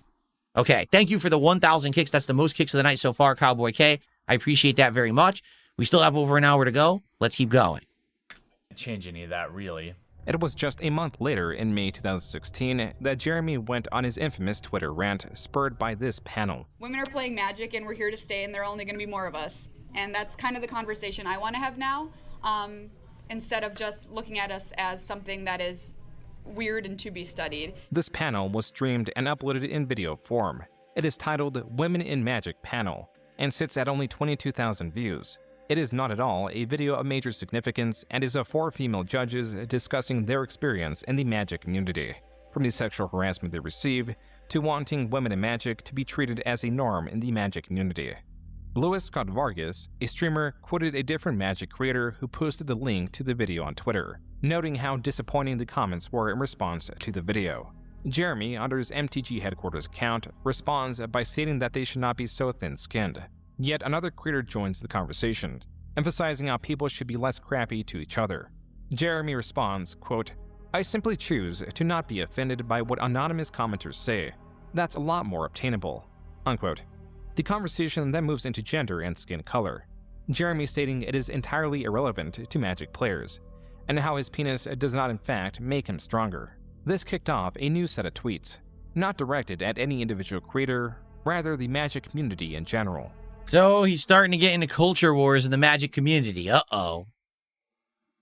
Uh-oh. Because, you know, it's now it's becoming political. Now it's becoming, oh boy. So I can start to see the drama begin. Okay. Quote, so many mindless betas in the MTG community. Come on, sheep. Demand proof, statistics. You know, actual evidence. Attention, sheep. Formulate your own opinions. Being wrong is simply better than parroting popular opinion. Apparently presenting a logical alternative to playing a victim means you hate women. I should have known better, lol. Going back to real world. Uh-oh. This era of feminism gets lost in spending more time shaming actual conversation. Uh-oh. I love women. They are every bit are equal, unquote. Jeremy would delete these tweets soon after posting. This would not stop them from being archived and immediately posted again on Twitter. This user takes note of his specific tweet in response to a comment about planeswalkers needing their own bathroom. Jeremy. So I guess, now this is me coming from an outsider perspective where I don't really understand everything. What people I believe say is that this is him drunk tweeting. That he gets drunk, he tweets this kind of controversial, offensive stuff out. People call him out on it. Oh, I gotta delete it all. He deletes it all, but then they archive it, and then they present it later as look at how this guy really is when he's drunk, which is kind of like, I guess what they're saying is when he's drunk, he really lets his real self out. Right? I guess, like the mask gets removed or whatever, right? So I think that's what they're getting at here. So they're showing, this is the background to show that he used to do this in the Magic community. It's not just him doing it with politics and culture wars. He used to do this stuff even in the Magic community 10 plus years ago.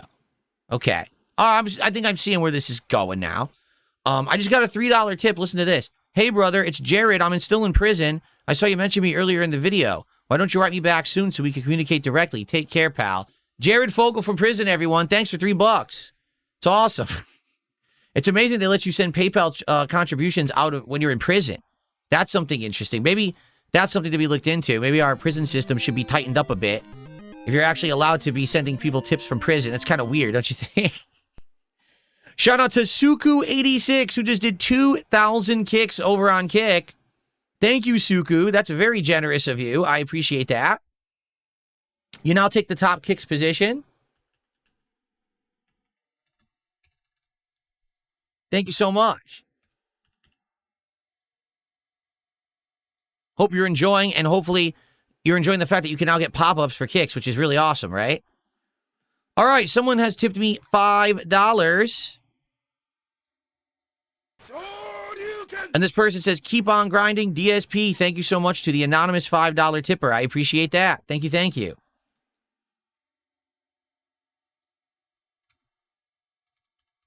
Cool.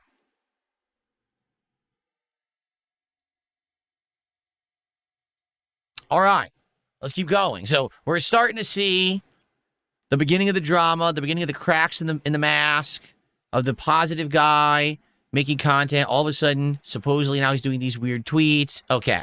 That they should send their urine into the aether. This was viewed as a commentary about the controversy of trans people requesting to use the bathroom of their gender identity. Jeremy responds to this screenshot with, quote, "Things turn toxic, so I clean them up. But yeah, you're right. Planeswalkers should use their own bathroom in the Aether, kid." Unquote. I mean, this is what was going through my mind. You guys think that joke is transphobic? You think that joke makes me a monster?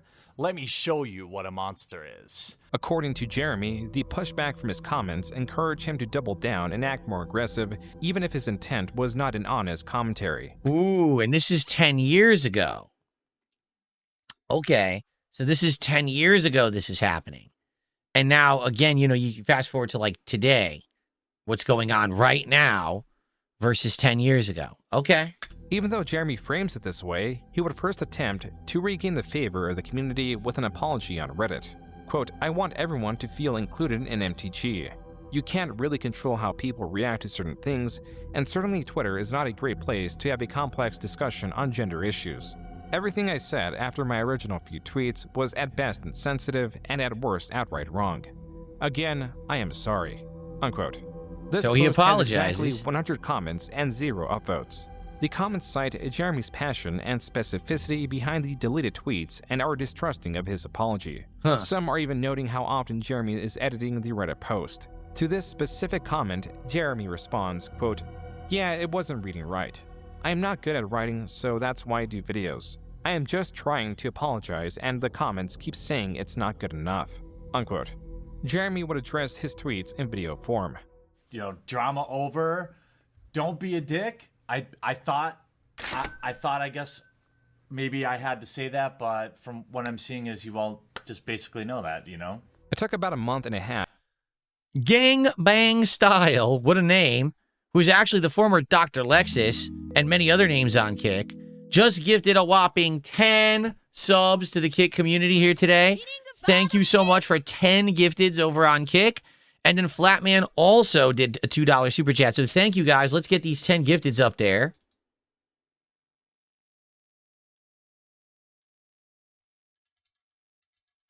I actually have to put this name on the leaderboard now unless someone beats that record.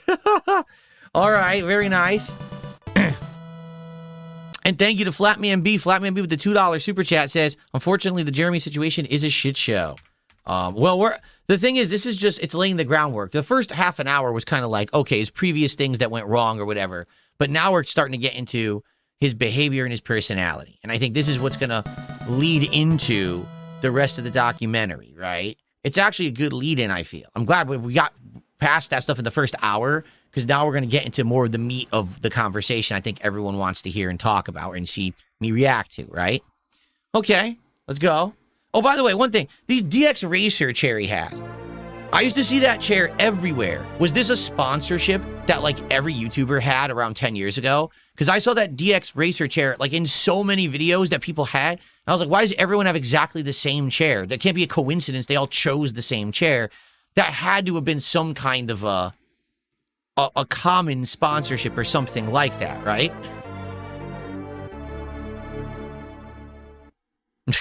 Yes. Okay. All right, let's continue. I don't know anything about it, but like I said, it's just weird. I've also seen that in red and blue, I think. So I've seen it in white, red, and blue very commonly, but it's always the DX Racer chair, the same one. Okay. Oh, wait a minute. Hold on. We got a frog contribution. Here we go. Come on, frog. Yeah. All right. Sorry. I just had to do that. Okay, let's continue. I just had to do that. Let's continue. All right. Jeremy to begin right where he left off.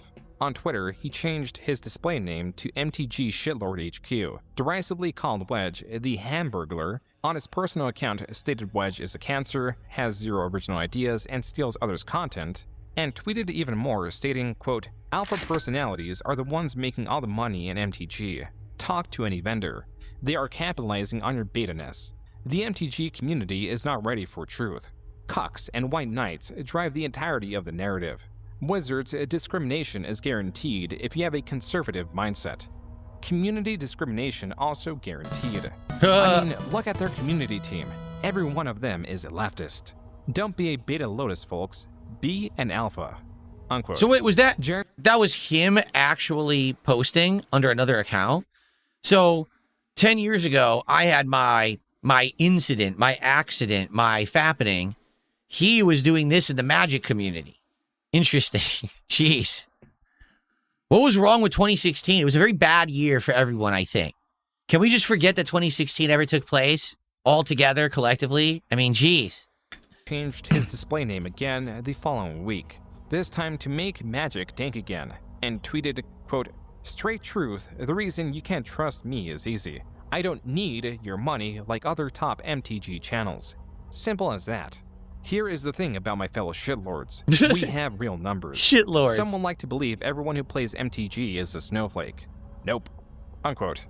In August, continuing this escalation, Jeremy announced that he had blocked many people on Twitter. Back to his personal account, Jeremy posted pictures of his guns in response to riots happening in his area. Finally, Jeremy, on his MTG headquarters account, states there are no good-looking females or males with personality, and that the vast majority of MTG YouTubers have subpar production quality and are boring. It seems like he's having a breakdown. It seems like again, if he actually likes MTG, but all of a sudden now, people have turned against him for the comments he made, probably drunk tweeting, and he's just, I mean, this is the quintessential endless crash out. Is it not? Like, it's like the big, like the, damn, he keeps going and going and going and going and going. On the Magic TCG Reddit, users commented on Jeremy's ongoing rants. One former creator blames Jeremy for why he stopped making videos, specifically due to how Jeremy's low-effort pack openings flooded YouTube, potentially burying their higher-effort content. Other commenters shared the sentiment and denounced Jeremy, deeming his content as low-effort garbage that is composed of opening packs of Magic cards. The following month, on September 8th, Jeremy released a 28-minute video addressing his ongoing controversy, saying that he needs to clear his name while claiming Reddit is a hate fest, displeased in how Reddit mods are not policing comment sections enough, causing what he calls witch hunts directed at him. In this video, Jeremy states he takes no issue with trans or gay people, or any similar quality for that matter. Jeremy appears to be trying to de-escalate the tension between him and the Magic the Gathering community. And it worked, or so he thought. On September 9th, Jeremy posted 2 videos containing spoilers for an upcoming Magic the Gathering release. This is information from a PR firm working under Wizards of the Coast, the creators of Magic the Gathering, often delivered to select content creators as a way to excite their audiences for upcoming cards. But was he supposed to post them? Because they're saying they're really spoilers. Was he supposed to post that information, or was he like under a non-disclosure agreement to not share it? These videos performed terribly compared to Jeremy's pack opening videos. But the significance of this was not that it was meant to garner viewership. Rather, it appeared that Wizards of the Coast was extending an olive branch to Jeremy following his de-escalation. It was only when the spoilers were allegedly posted to Reddit that Jeremy, and to that extent the Magic community, was notified the spoilers sent to Jeremy was done so by mistake. While the original post does not appear to be archived, this Redditor quoted the Magic the Gathering employee on the matter. Quote, "We don't reward the behavior this channel exhibits. When we preview sets, we provide a handful of cards to our PR agency to use with outlets who aren't part of our core audience. When one of these outlets passed on using these cards, they reassign the cards to this outlet without doing research and also without checking with us first." Okay, folks, I do have to say something about this, okay? Bullshit. Bullshit, bullshit, bullshit, bullshit, bullshit. I am going to blow the lid off something right now that I'm tired of, okay? This is bullshit. This is PR speak. This is, oh, we want to cover our butts after the fact. The truth is, none of these companies that give out promotional product, free game codes, free card sets, any of this shit, give a shit. All they want to do is they want to get their product out there and into the hands of people who will make content and provide free advertisement for them. This allows them to not have to spend as much on their advertisement budgets, but still get the word out about their products. It's the creator push, the creator hype, as opposed to, oh, here's an actual, dedicated marketing campaign we had to do to push this new event or new product or whatever it is. Okay. This is bullshit. And here's how I know it's bullshit. I've been in exactly the same position. And when it's happened, I can tell you 100% it's a lie. And here's how I know it's a lie. There's been companies who came out and reached out to me with detailed conversations knowing who I was, what content I made, and the people that kind of stalked me all over the internet. They well knew who I was and said, hey, we still want to send this to you. Okay, send it to me. They send it to me. I'll do an unboxing. I'll show the content. If it's a game, I'll play the game. Lo and behold, my hater base goes after the company and says, why did you send this to DSP? Why would you do this? And then all of a sudden, oh, I don't know what you're talking about. We didn't mean to send it to him. It was a mistake. Miscalculation. We're so sorry. It's bullshit. What that is, they want to get the hype behind it in the hopes that maybe their thing will be noticed by something positively. And if it doesn't, then they lie. Okay? I do not believe whatsoever this story at all, because this has happened to me about 3 times now in the last 10 years where a company said, hey, we want to send you something. Okay, send it, but you know who I am. You sought me out. You researched my channel. You found me and you knew the situation. I even talk with these companies now and say ahead of time, understand you're going to get some backlash because I have this virulent hater base that harasses people online who associate with me positively. That's fine. We'll still do it. Here it is. And then I get it. And lo and behold, time and time again, it's exactly the same situation. I don't believe this at all from my personal experience. Maybe I'm wrong, but this sounds like nonsense to me. This sounds like they know this, they know the quartering, they know the relationship they have with him, they know they've sent him stuff before, he's previewed it, and it's given them a little bit of a PR boost or a little bit of attention boost. They probably send it to a bunch of people. They like this free attention because they don't have to pay for marketing, okay? But now, it just so happens, at this time, the quartering is in hot water for comments. Maybe they probably weren't aware of them, or maybe they were, who knows? This is bullshit. Oh, we accidentally sent it to him. No, you didn't. Stop lying. Just say, okay, we didn't know that he was, in trouble right now. That's our fault. We'll take the bad on that. Instead of, oh, no, you see, it was a complete, we fumbled. Shut up. I don't believe you. Sorry, because again, I've been through it. And then they'll be like, we'll never do that again. We're so sorry. Yes, because it's so bad to deal with someone on the internet who you already knew who they were before you sent them the product. You put it on them like it's a toxic thing that they did or a negative thing that they did. No, you sent them the product anyway, In my case, the things that people say and do, the toxic stuff my haters say about me, most of it's not true, or it's spun out of proportion, or it's shipped from 10, 15 years ago. It's nonsense. Okay, it is. It's bullshit. Yet, these companies don't want any hot water at all. They don't want any negative association. Remember, they want the free promotion, but they don't want to take on any of the risk of that free promotion. So then they lie. Okay? So this is bullshit. I hate to say, I really do. I don't believe it. You can believe it if you want. That's something I've personally been through with multiple companies, and then they blame me and shit. It's like, no, you knew up front what you were getting into. I even warned you, and you did it anyway. Now it's on me somehow. That pisses me off. And again, I'm not sweeping for Jeremy. I'm going to tell you right now, this comments he's making online, he sounds like he's getting drunk and he's saying bad things online, and people are holding him to task for it. That's fine. But then you don't blame him because you sent him a card pack and he opened it, and they're like, oh, we weren't supposed to do that. That actually really pisses me off being in his shoes 3 or more times already, okay? Okay. We would not have greenlit his receiving of these cards had they asked, unquote. Here I was, feeling like a total moron to think that Wizards had just extended the olive branch and everything was going to be good. Jeremy in this video compares that statement as an endorsement to witch hunt him, simultaneously claiming that Wizards of the Coast are listening to an extremely small minority of 30 or 40 people, while also stating that he is receiving a massive amount of hate. The one boon with this controversy is that Jeremy had... He was receiving hate and it was for his comments, but the truth is, yes. When these companies react like that, okay, all of a sudden, these toxic communities will rally and say, ha, do you see?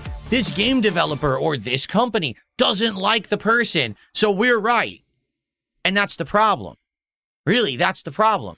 So let me get this straight. You offered me a free product because you thought that I could, open it, enjoy it, promote it for you.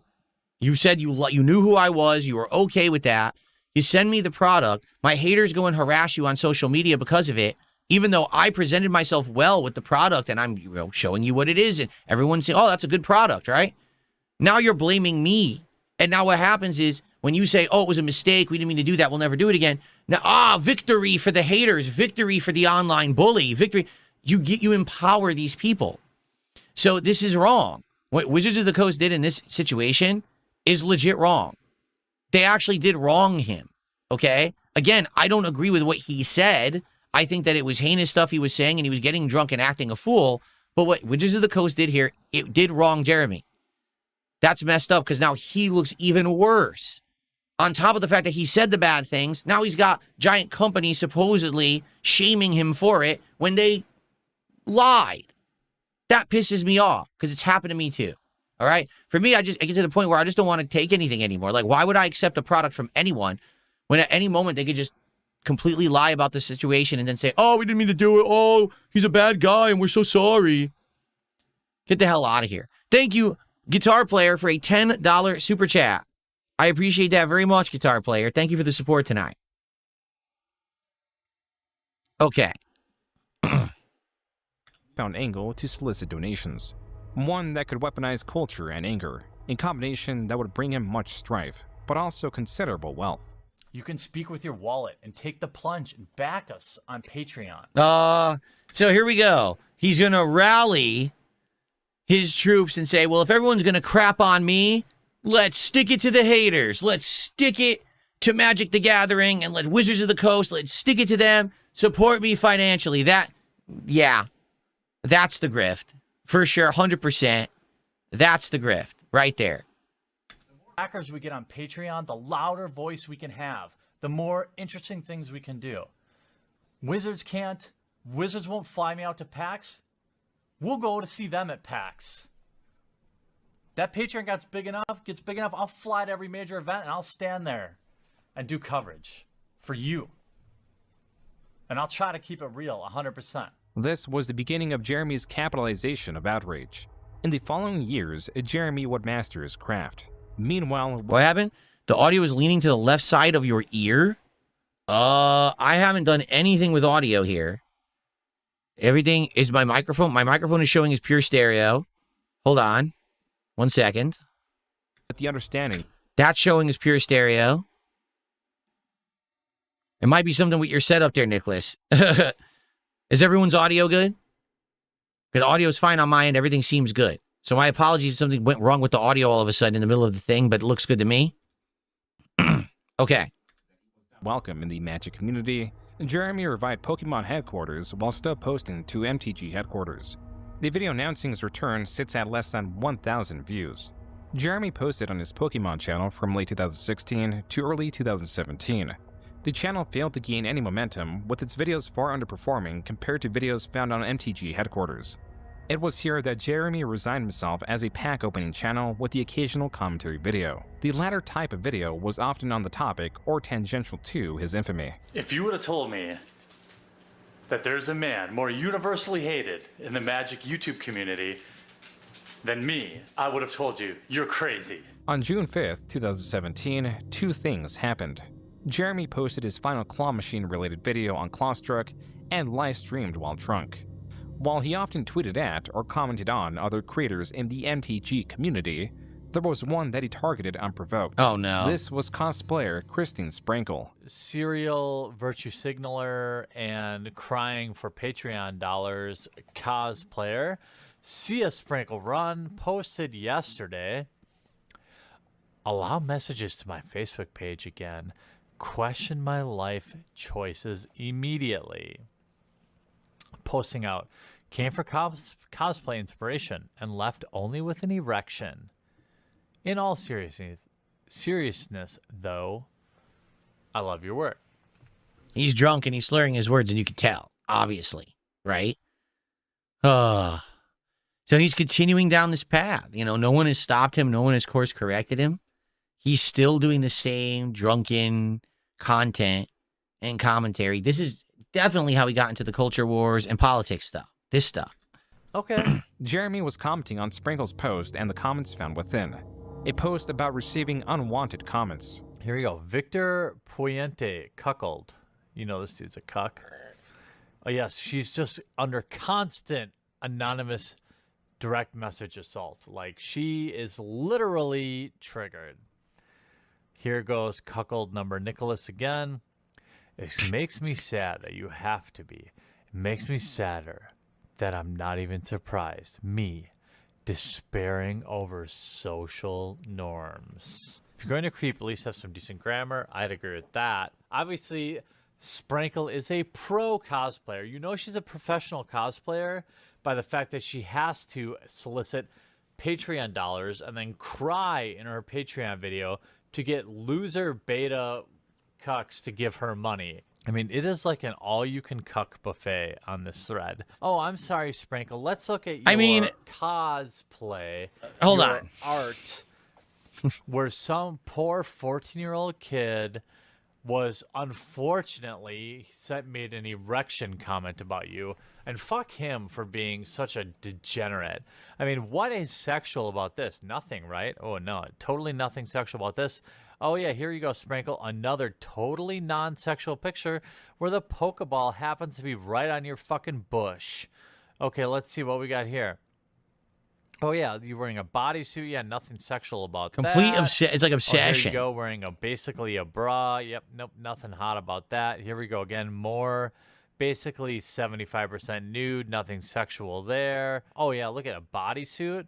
Yeah, I'm not gonna sexualize you. I mean, fuck me if I'm gonna say that I wish there was a little slot down here, for me to, for us to pleasure each other. Because that's not what your intent is. Jeremy ended up directing his audience towards Sprinkle's Twitter. If not his comments, then this is indisputable evidence of targeted harassment. Please, everyone on the internet, come and support CS Sprinkle Run on Twitter and let her know how totally unattractive and unsexual she looks and how few Patreon dollars you're going to give her, and maybe she will avoid these digital rapes.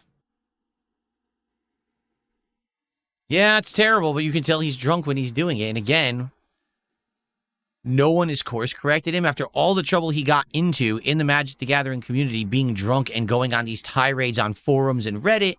Now he's doing it in videos and targeting specific people. That's very bad, admittedly, okay? That is pretty darn very, very, very bad.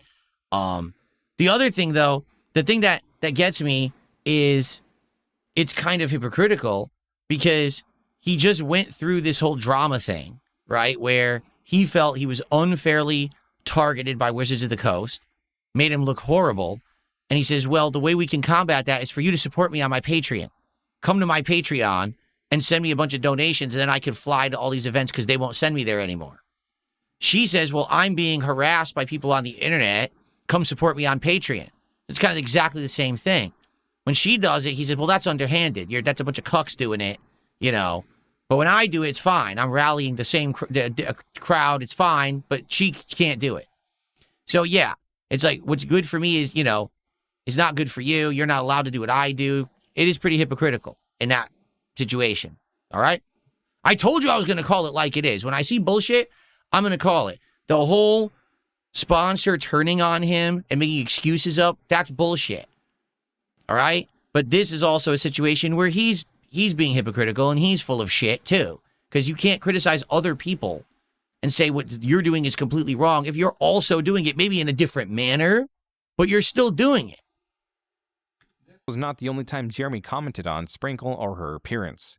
In this tweet, Jeremy refers to Sprinkle as a man. This Twitter user claims that Jeremy, in a deleted video directed at Sprinkle, stated, quote, she's a dog, my God. a 3 out of 10. I'd still do her, unquote. Oh my God. So you see what I mean? This is crazy. He's like obsessed. He gets obsessed with a target and it's like a bull seeing red, loses all like control and all logical thought and just straight at it and won't stop, won't let up. When in November 2017, Sprinkle stated that Jeremy, through MTG headquarters, has made her life hell this whole year. She followed this tweet by announcing that she was ostensibly leaving the Magic community, also citing that she was going through a horrible breakup. Jeremy was immediately blamed for Sprinkle's departure. One day later, Jeremy published 2 videos. The first could be found on his newest channel, The Quartering, a channel that hosted commentary videos mostly commenting on the Magic community or... So The Quartering didn't even come out until 2017. I had no idea. I legit had absolutely no idea about that. And it was still about Magic at this point. Damn. I mean, the one question I have to ask, all right, what's the point of it all? Like, what was the end-all goal here? Did it think he was going to rally him more support? Did it think he was going to rally him more dedicated fans? Like, what was the point of going after this woman? Or was it just, like, straight up, like I said, bull, seeing red, charging straight forward, can't stop, and he has no self-control? I don't get it. I just don't get it. Unless there was a grift involved, was he receiving tons of support overall from his viewer base for all of this? Like, did he have like a rabid fan base who supported his endeavors to do this shit-talking escapade? And again, listen, I'm never going to say, hey, I've never done stuff like this or stuff. You know, we're all kind of guilty, especially those of us who've been in the space for as long as we all have been. I'm absolutely sure people can pull up times when I went after people for absolutely no good reason, right? And kept at it and kept going at them and stuff, you know. But for in this case, like direct hypocrisy. Like, what was the reason why he was so angry with this person? I just don't get it. Like, it didn't even seem like they had association with him. They had never wronged him. So why did he keep going after her? Thank you, Flatman, for $2. As I told you, this is a shit show, Phil. Laughing out loud. Well, I mean, here's the thing. Like, I'm starting to see all the aspects of it now. They're all starting to kind of like coming together as we get further into this. Let's keep going because we still have a good amount of time on tonight's stream, and you know, we're getting into the meat of it now. Similar to it, the second was MTG headquarters.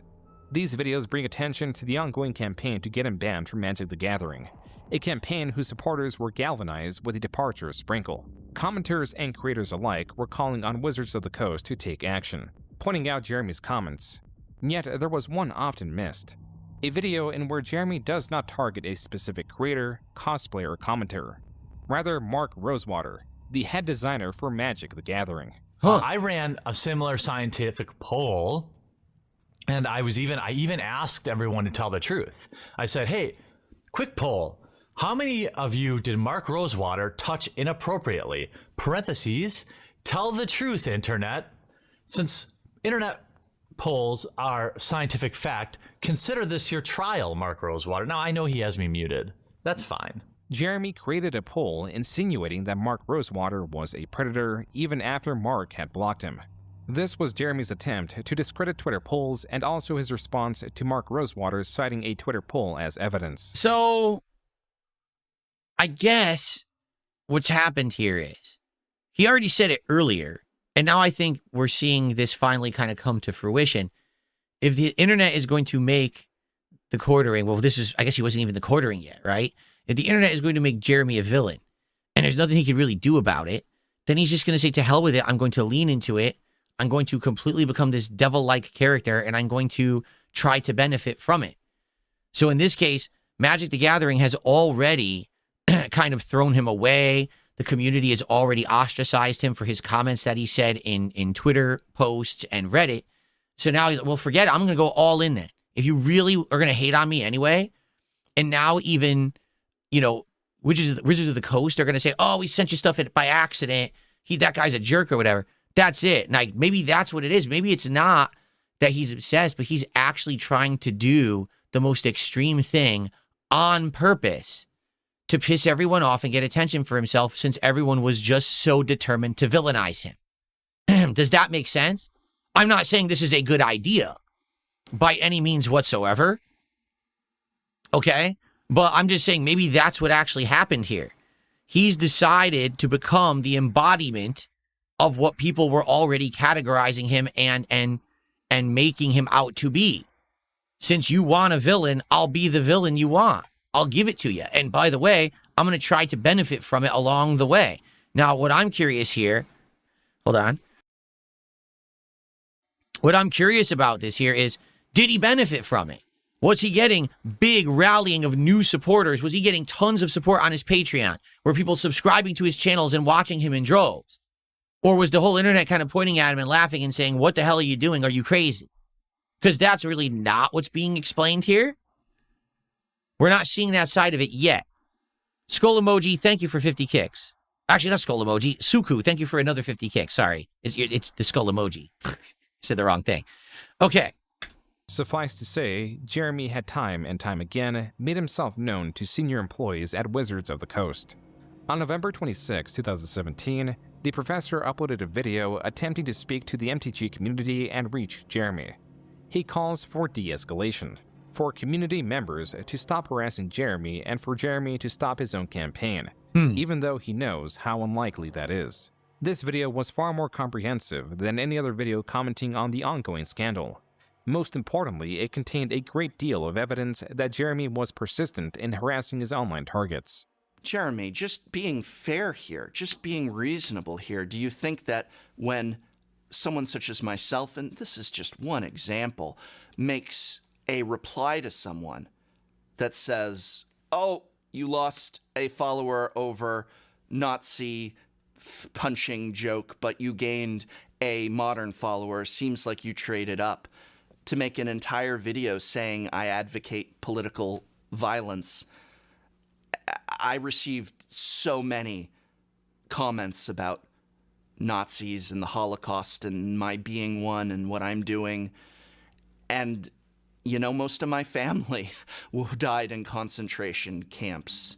The professor's video saw mixed reception.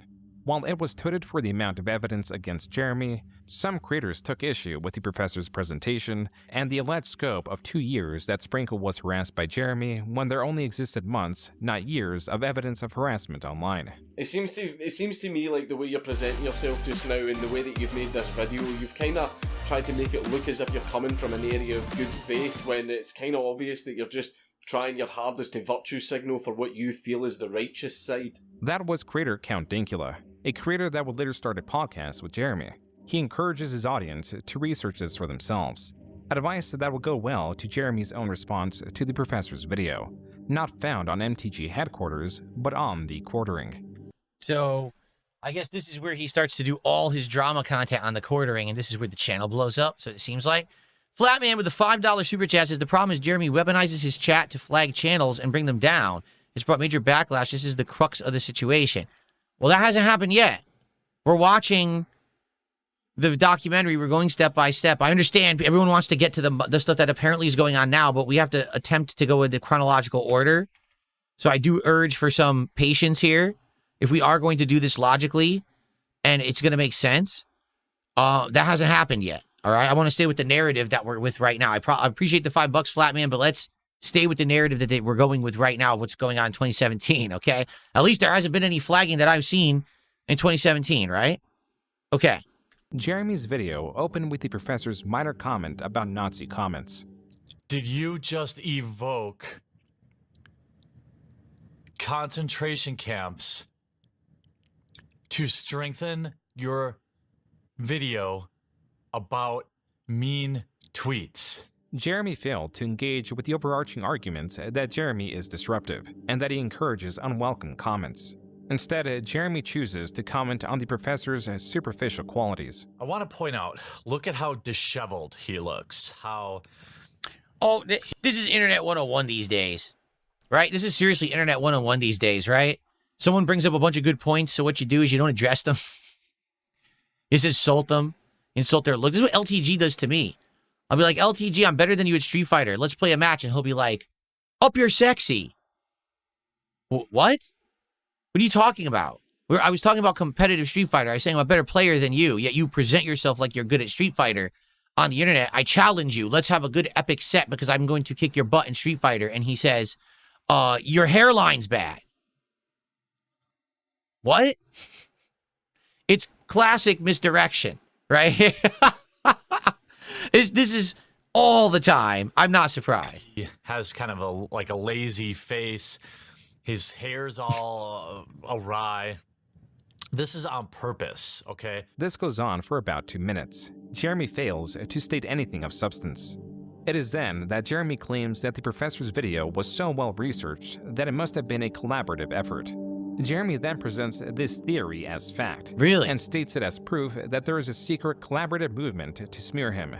Jeremy then reframes the professor's overarching argument, claiming that there is no evidence that he harassed creators like Sprinkle. Instead, there is only evidence that he is a quote-unquote asshole. To go even further, Jeremy claims he is the target of wide-scale harassment, and that Sprinkle failed to provide any evidence herself that she was harassed online by Jeremy, discounting any evidence directed towards her because she was not the one who sourced it. So what he's saying is, even though, yes, I'm an asshole and I said bad things about a person online, I didn't directly tell anyone to go harass them.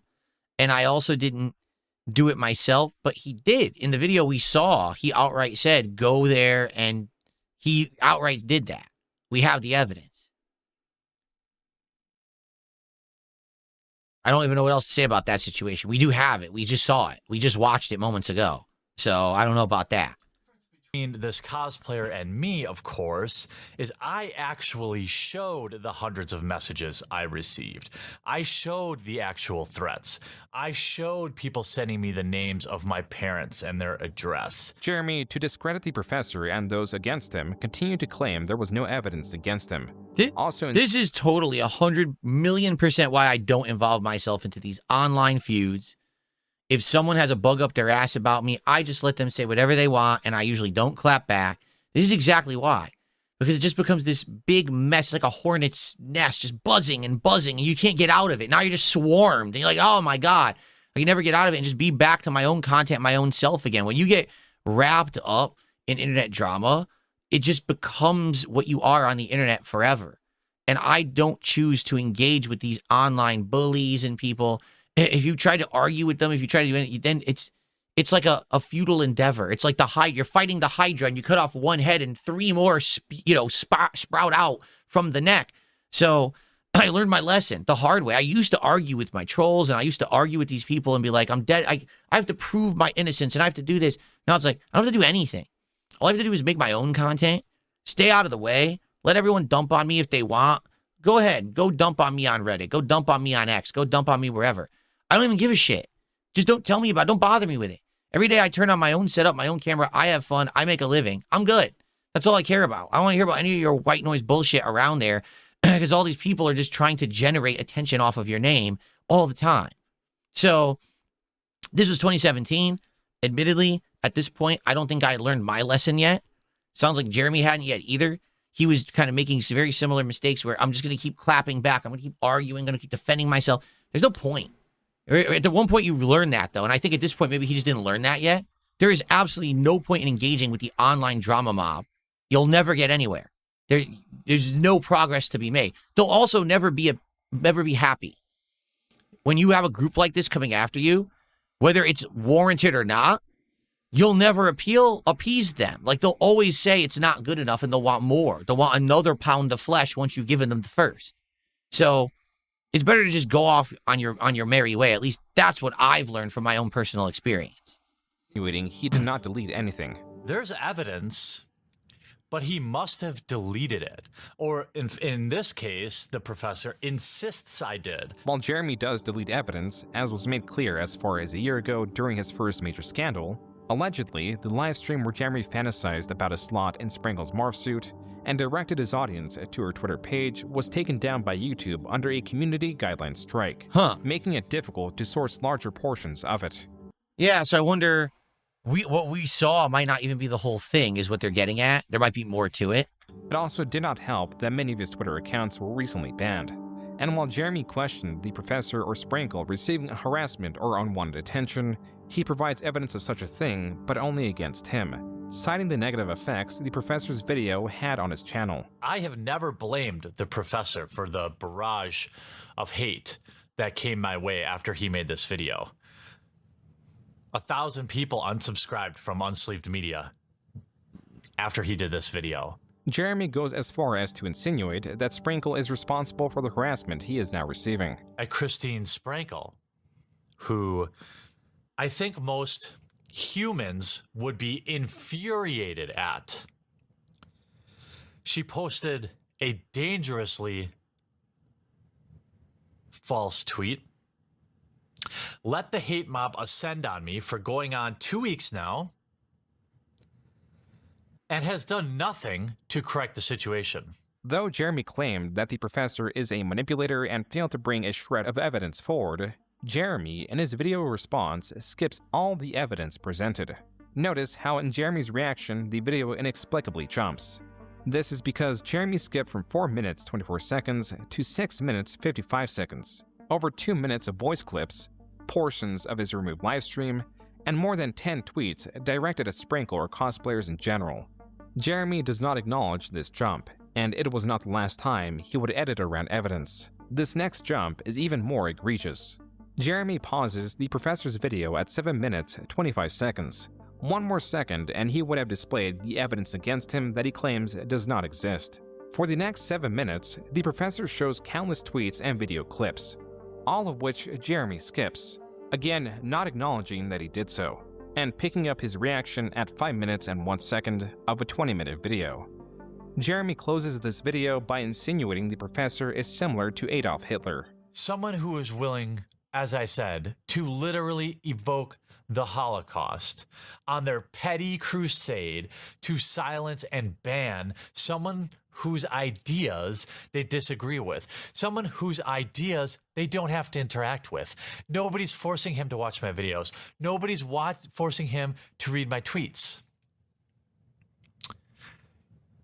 You know, Professor, you actually sound a lot like somebody from history that your family might be familiar with.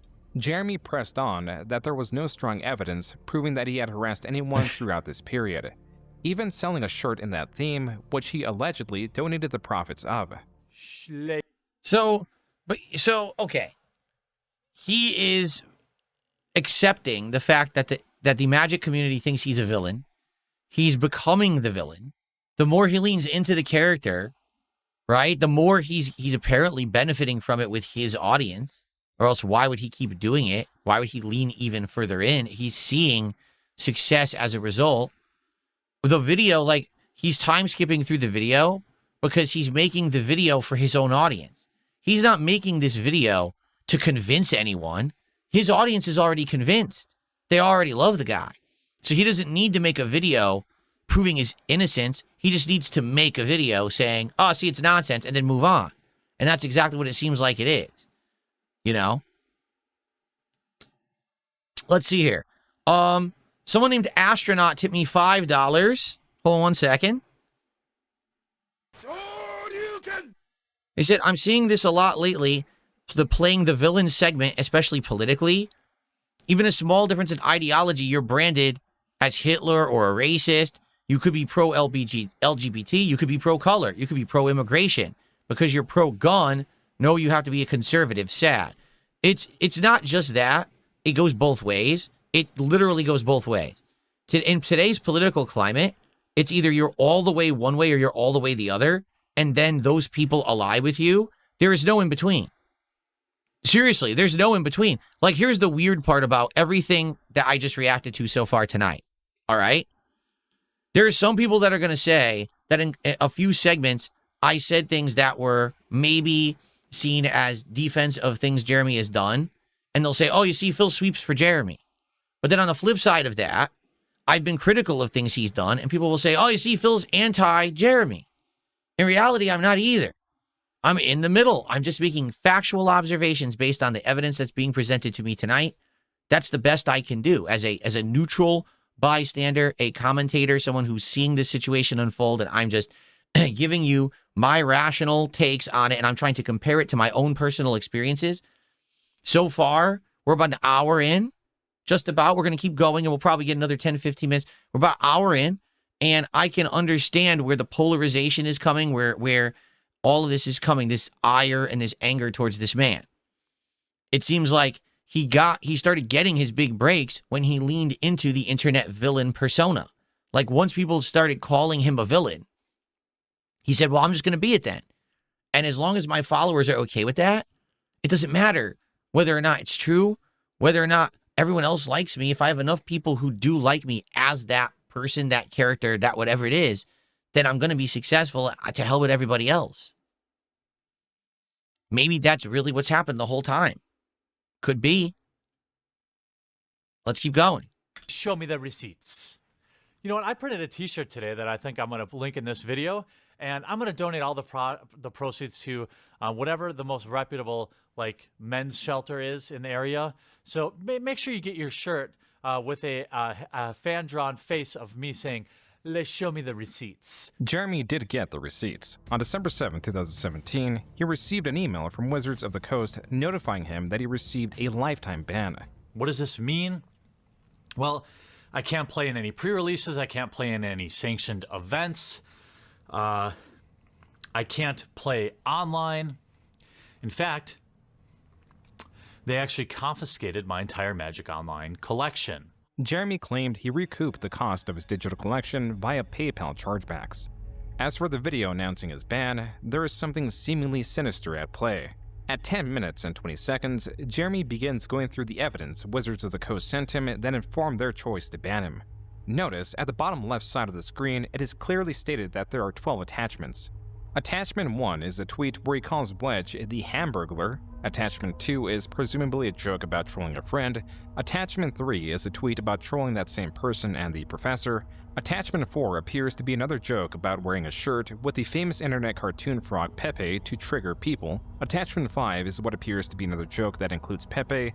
Attachment 6 looks to be a joke about concentration camps. Attachment 7 is Jeremy alluding to a Magic player having a quote-unquote pedo smile. Attachment 8 is Jeremy in response to an accusation where he encourages R-wording individuals, responds by saying he would not even R-word the poster.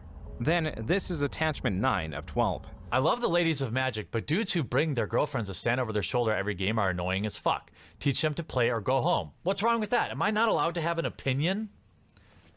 Am I not allowed to have an opinion?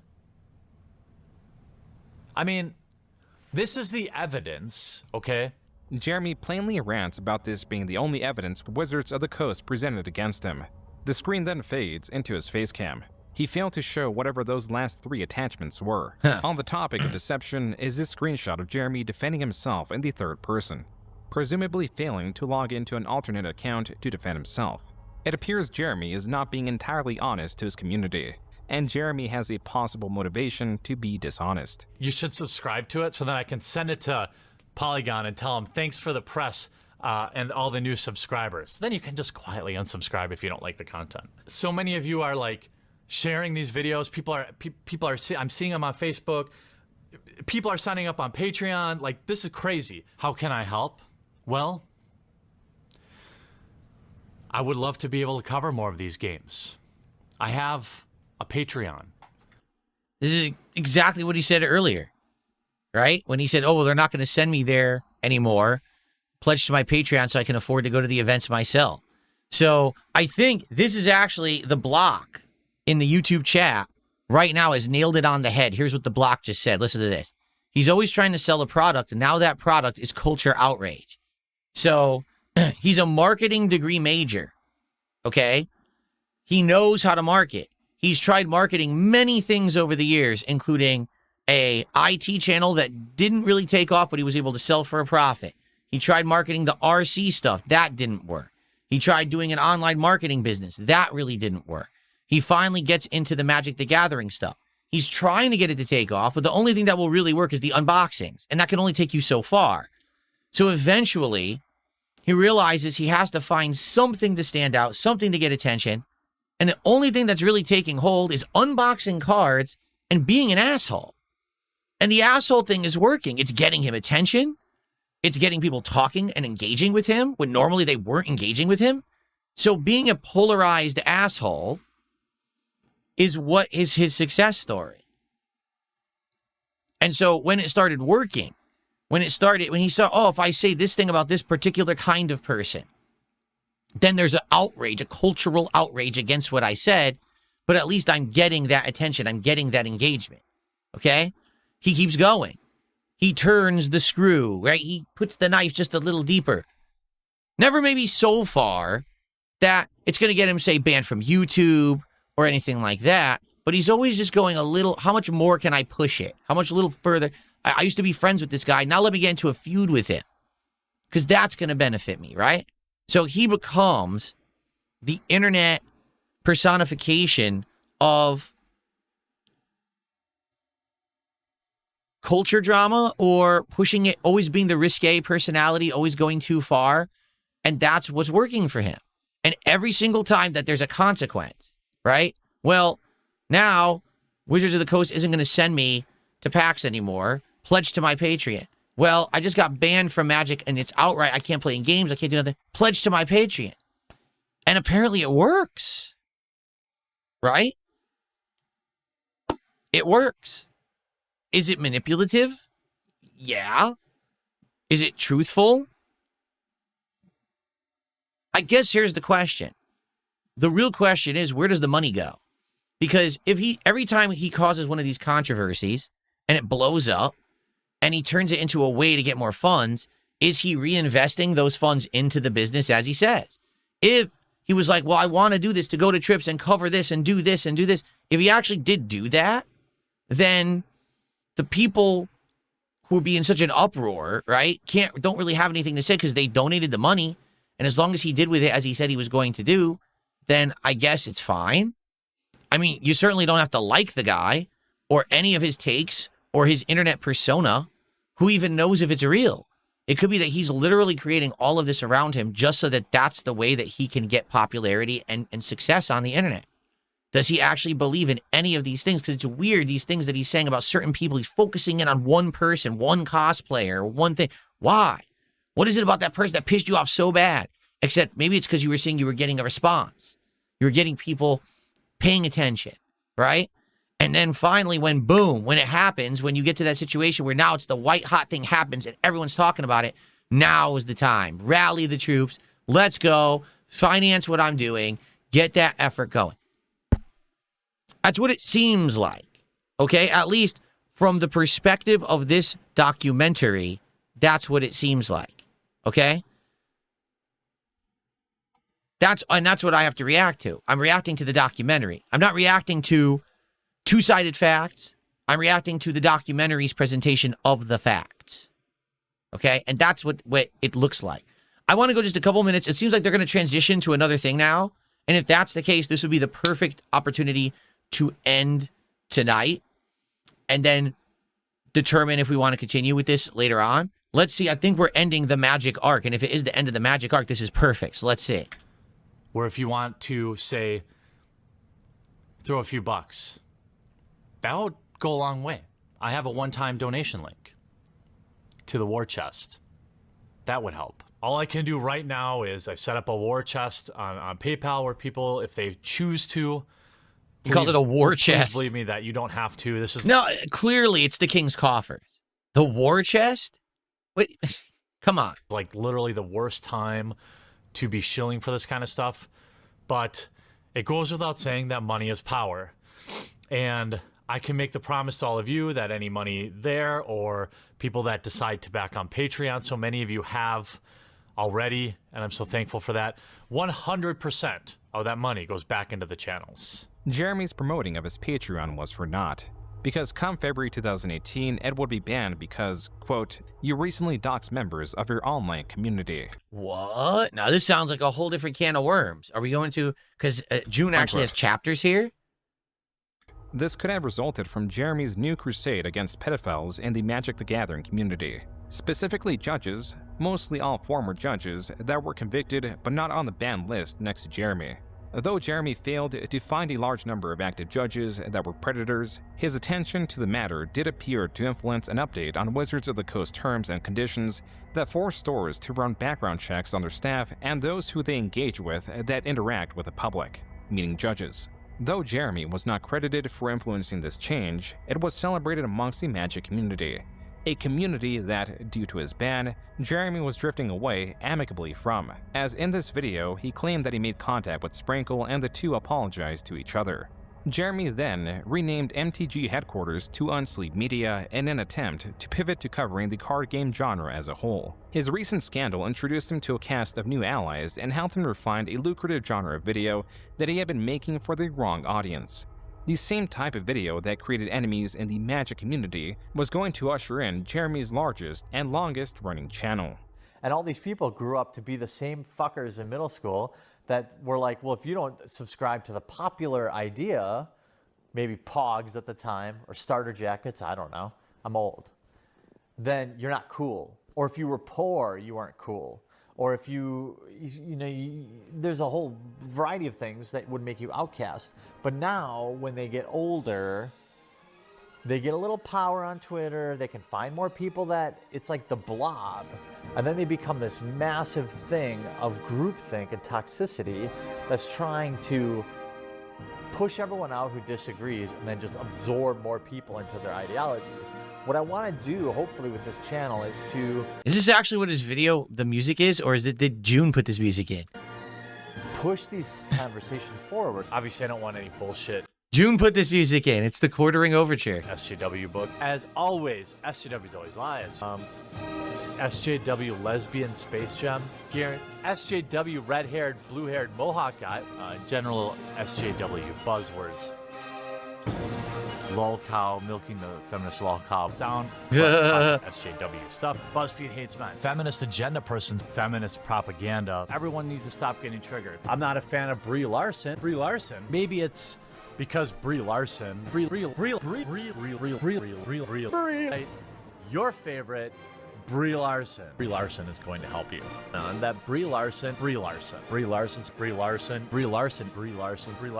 So the cosplayer was the litmus test. It was successful. Once that worked, he said, I'm going to do it again in a few years, but I'm just going to find a celebrity or an actress or someone to do it to. And he did it with Brie Larson. You and me.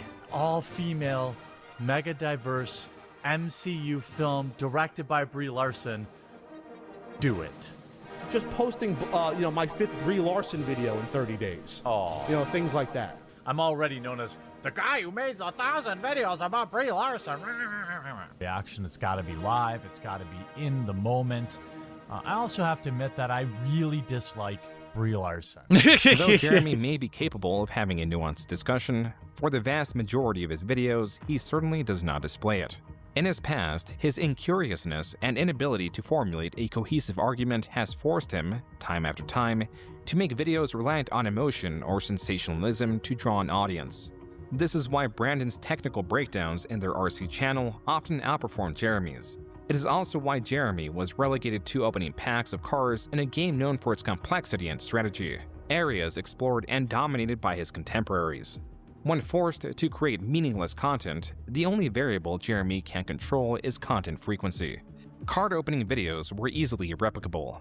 It created competition that Jeremy admitted he could not compete with. Guys like Open Boosters came along and kind of slayed the beast in terms of, ultra rare vintage product openings. This is not the only time Jeremy was outperformed by other channels. And also, there were a bunch of claw machine channels. Here's some deep lore. They were faking their wins. It's hard to compete winning a plush, a Bart Simpson plush, when these, 15-year-old kids are faking winning Xboxes and this and that. So everyone lost faith. Jeremy is limited to producing sensational videos. He is deceitful and/or manipulates footage to favor him, and he uploads frequently and typically on the same day the video was recorded. Jeremy is a perfect fit for a political commentary channel, but political commentary narrowed to only culture, and again narrowed only to pop culture. For Jeremy, the era of selling channels had passed. Now it was the era of selling outrage. If this was all that Jeremy did, he could be very successful. Only he has two major flaws. There is a part of him that demands respect online.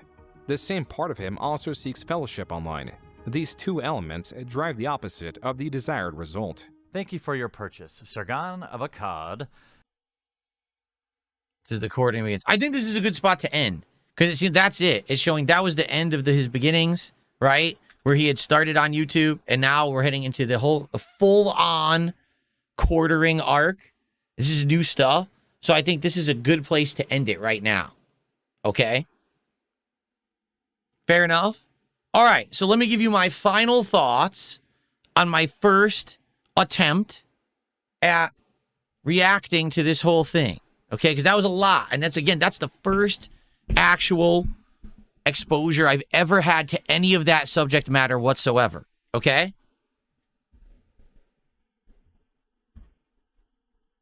So,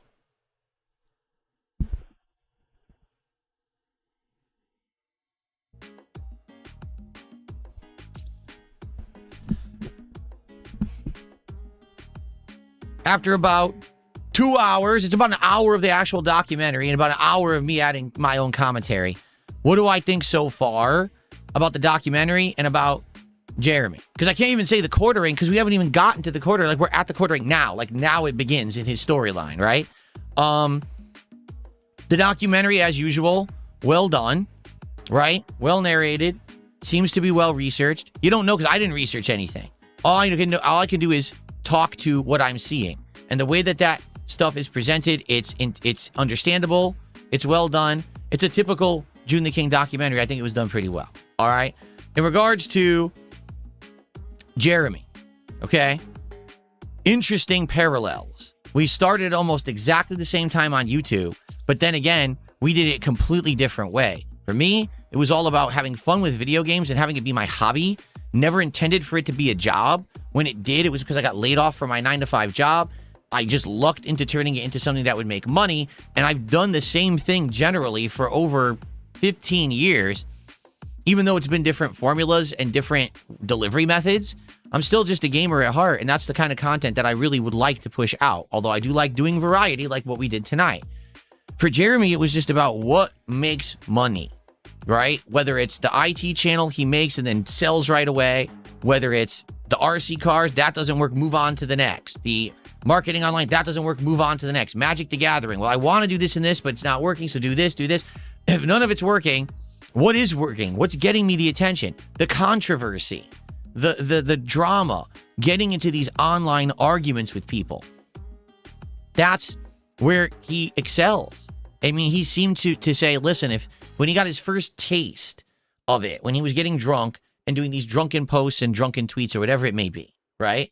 He says, if this is truly getting me the attention that I'm seeking, that I'm not getting out of doing the other stuff that everyone else is doing, if the only thing I'm doing is opening packs, and even that other people are doing better, I got to find something. And what is it that people aren't doing? They're not causing drama. They're not having these arguments. They're all pussyfooting around, being kumbaya people, holding your hands, singing campfire songs about magic, instead of just kind of being assholes. If I'm an asshole, this will get me noticed. So he was an asshole. He became the internet asshole of the magic community. And it got him infamy. Not just, popularity, but infamy. And he got this base that liked the based takes that he was saying and would support him. Every time that he got into hot water, he would rally the troops to go to my Patreon and give me more money. And apparently it was working, right? It allowed him to transition from being just a Magic the Gathering guy to going into culture war stuff, notably pop culture. Although I'm sure there is some political stuff in there. Like Joon said, it seems like he always kind of leaned more towards the pop culture aspect rather than a pure political commentary channel. So, I guess the question is, where did he go from there? Because this is the era, the dawn of the quartering. Where does this channel go? Does he get into tons of hot water and stuff? Does he keep pushing that narrative? Does he ever change his methods? Because I'll be honest, when I started as a creator, I was very controversial. The stuff that I said and did was purposefully controversial. The commentary, that was racial commentary, sexual commentary, things that would get people talking about me and what I just said in my latest video game playthrough. But over the years, I calmed the hell down. I changed for the better. And I said, I don't want to do that crap anymore. I just want to have a chill vibes with my audience. Enough of that. I'm growing up. I'm maturing. I don't want to be that guy anymore. Okay? So what is going on with this guy that so many people right now are upset with him? And I think that's what we're going to start to get to the root of when we continue, if we do. Let me ask everyone here right now. Would you like to see me continue this react next week? Would you like to see me do another stream of it to continue on next week on a late night stream? Did you enjoy what you just saw? Do you want to see this? Or is this it? It's a one-off and we've had enough. We're done. What do you think?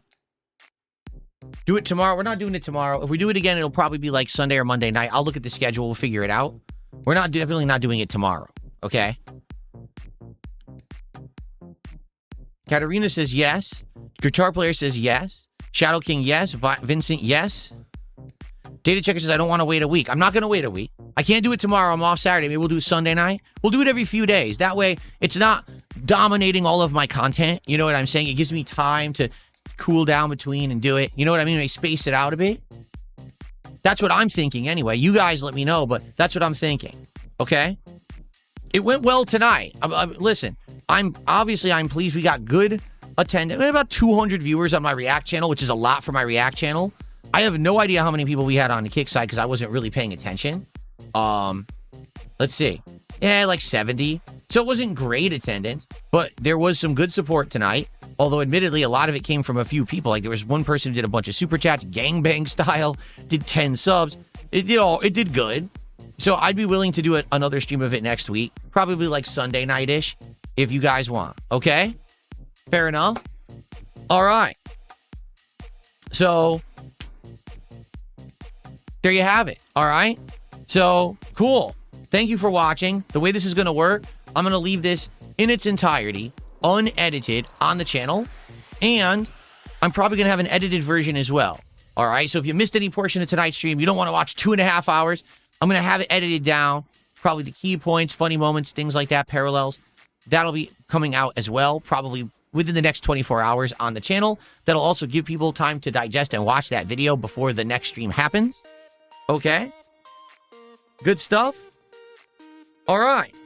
All right. Well, thank you guys for watching. FYI, tomorrow, I'm back to the normal stuff. Tomorrow morning, I'm going to do a podcast over on my DSP gaming channel. We're going to do reacting to a whole bunch of stuff, like the new Star Fox game that got announced, Stranger Than Heaven, and more. After that, we're going to play more of Saros. And then tomorrow night, it's the return of old school fighting games, Friday Night Fights, on DSP Gaming, where we're playing all throwback Street Fighter stuff. Okay? So, if you want more of what we just did, come back here, same time, same place, this Sunday night. So that would be what? The 10th, May 10th. So May 10th, 7 p.m. Pacific time. We'll continue on. Now that we've reached the real quartering arc, we'll get into it. That was actually the perfect time to end night one. Like, that was actually like dead on exactly where to end it. So I'm pleased with how that went. I hope that you guys did too. But again, let's keep that going. Let's, when we do this next week, come back. Please keep engaging and supporting to let me know that this is worthwhile. It's something you want. My gameplay streams do well. I don't need to do this content. I just felt like this was something special to do and I could, really add something to it. So let me know, okay? Can we direct YouTube to RTU's stream? He needs the help. Oh, I know that guy needs help. I think he's beyond help, though. I don't think any amount of, like, white coats with the arms he strapped to the side are going to help him. I think he's a lost cause. All right. So, guys, thank you so much. I had a great time. I hope you did, too. We're going to adjourn for the night. Let's see here. On the Kick side of things, is anyone streaming and I can send you guys over as a host? Mad TV. And he's just sitting around doing really nothing. So if you just want to chill with another streamer, I'm going to send you guys over as a host. But I'll be back to my normal stuff on DSP Gaming tomorrow. Come back Sunday night if you want more of what you just saw, okay? All right, guys, thank you.